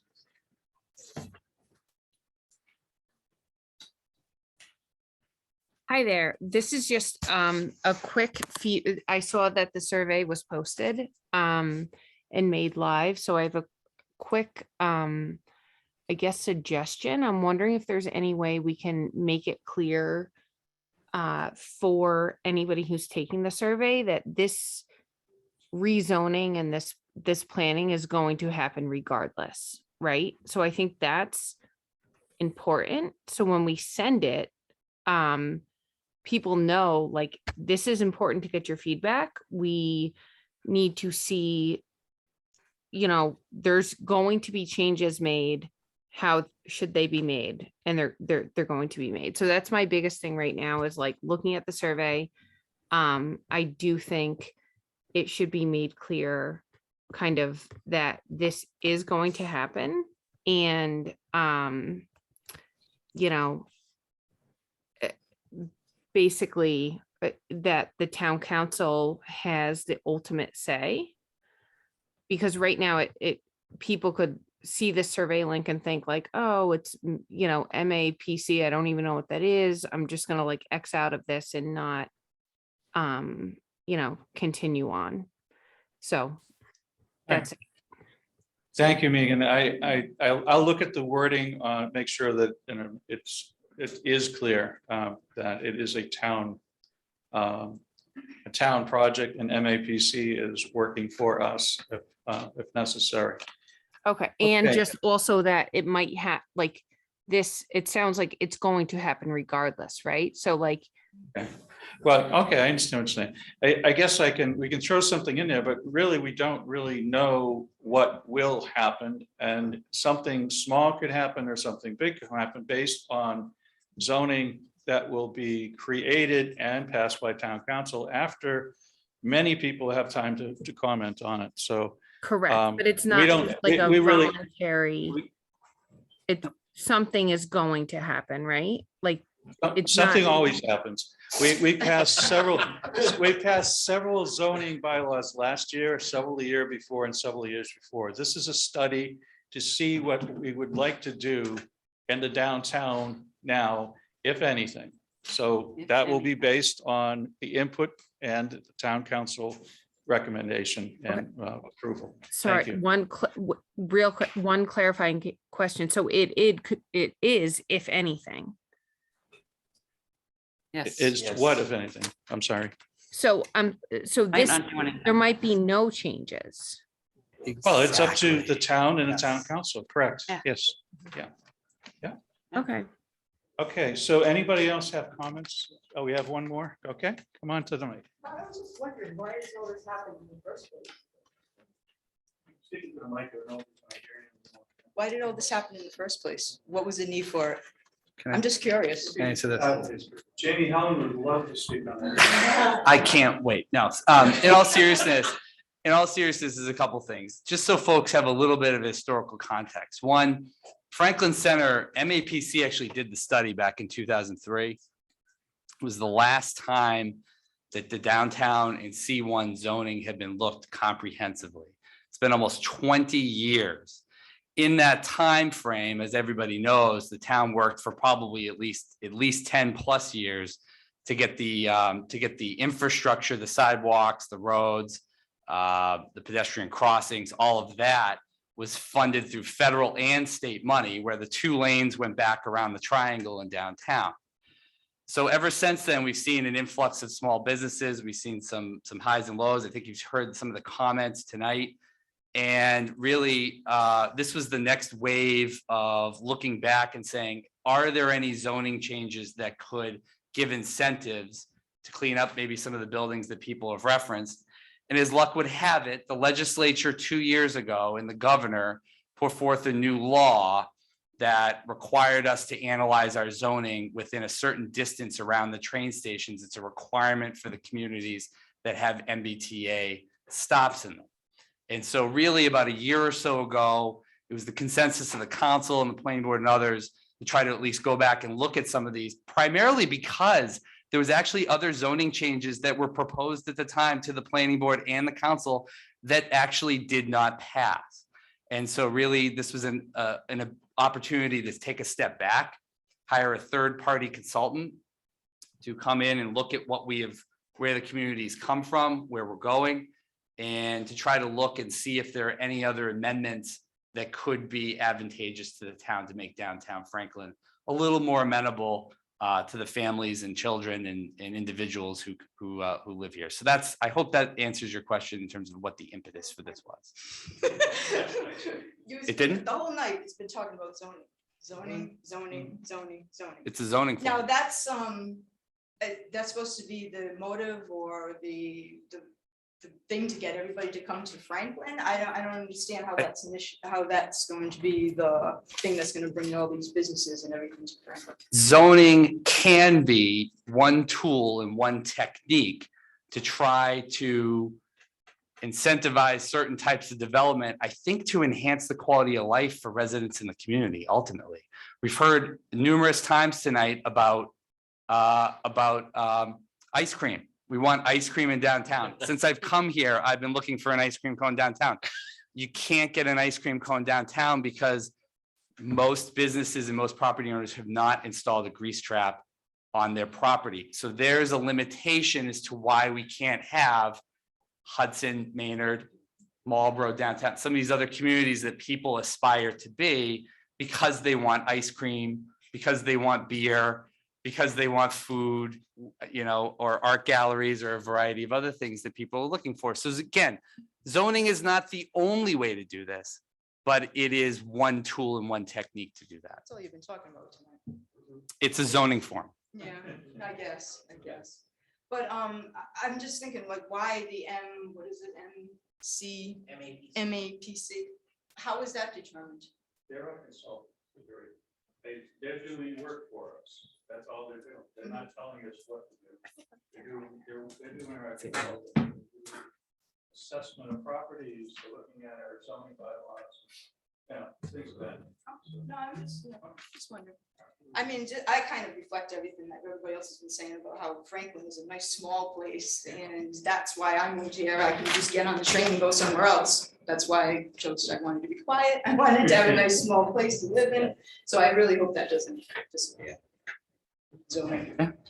Just 2 quick questions. Quick one, sure. 2 quick questions. First of all, as far as what you were just saying, zoning is only one part. So I guess the question would be is if we follow, like they come up with their design of what they recommend we should do based on all the input. And we spend all that time and money and we rezone everything. And nothing changes downtown, what then? Because we've already done the revitalization twice. There was a study done, and I'd have to go back and look, that said that the Franklin should increase downtown parking for the long term. That study at the time was not followed, and they actually reduced the amount of parking spaces downtown. That's my first question. The other question is MAPC, not saying they don't know what they're doing. I don't know anything about them. But if we're going to trust their judgment, then I would like to see at the next meeting actual references and pictures of towns similar to ours that they have helped, suggested, succeeded, and or failed. So on that note, mapc.org. It's right out there. Please, I encourage you, Jane, take a look at their website. There are endless amounts of studies, pictures, projects that they've worked on for decades on their website. You can go in, it's an endless labyrinth of different stuff. In fact, the old Franklin study from 2003 is still on their website. Just go take a look around and you'll find a ton of stuff on probably varying communities throughout their 101 city and town region. They're a very reputable organization. They're a quasi-state agency. Most towns around of us have used MAPC for various services at one point or another. I am fully aware that there are some in the community and others that just, for whatever reasons, don't like MAPC, and I understand that. But they are a very reputable organization. Most cities and towns within their jurisdiction use them at some point. They have excellent planners, they have excellent staff. And I think Brian hit it on the head earlier really well. They're not dictators. They're just facilitators to try to get us to a point in which the community can then have further conversations about some of those items that they put up there, setbacks, height requirements, variety, parking requirements, all the issues you've brought up. We'll address those in due time. But right now we're at the public input phase. And I know there's going to be some more forums and some more meetings over the next several months until a final report is released. And then I think a lot of the questions you ask are great questions, but we'll just have to address those, I think, when we're actually looking at real information in front of us on a real report that we can respond to without a ton of hypotheticals. Thank you. All right, this has been great. Are there any other questions right now? Maxine, do you see anything? We have. If you've already been up, just make a real quick one. That's fine. Ask one quick question. It's fine. Actually, it's more of a comment. Yeah. It's a compliment, right? I think, based upon the data that you provided to us. Sorry. Up to the microphone. Based upon the data that you provided to us, you are demonstrating that Franklin is growing at 3x rate of the broader set of towns in the state of Massachusetts. In addition, I think we've got about 15.4% growth of our population here. So you are in fact attracting many people to this area. So I think we can be very selective and careful in terms of the decisions that we make. We're not being forced here to do anything at all. I just think it has to be known that we've been successful in growing the population much faster than the rest of Massachusetts. So you're in the top 20 towns in Massachusetts in terms of population growth in the last 10 years. So congratulations. Well said. Okay. I think we're, I think we're done. I think we're done. Thank you, everyone, for coming tonight.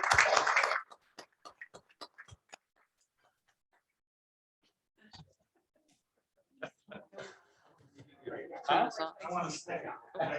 You want more, Brian? Send me on it.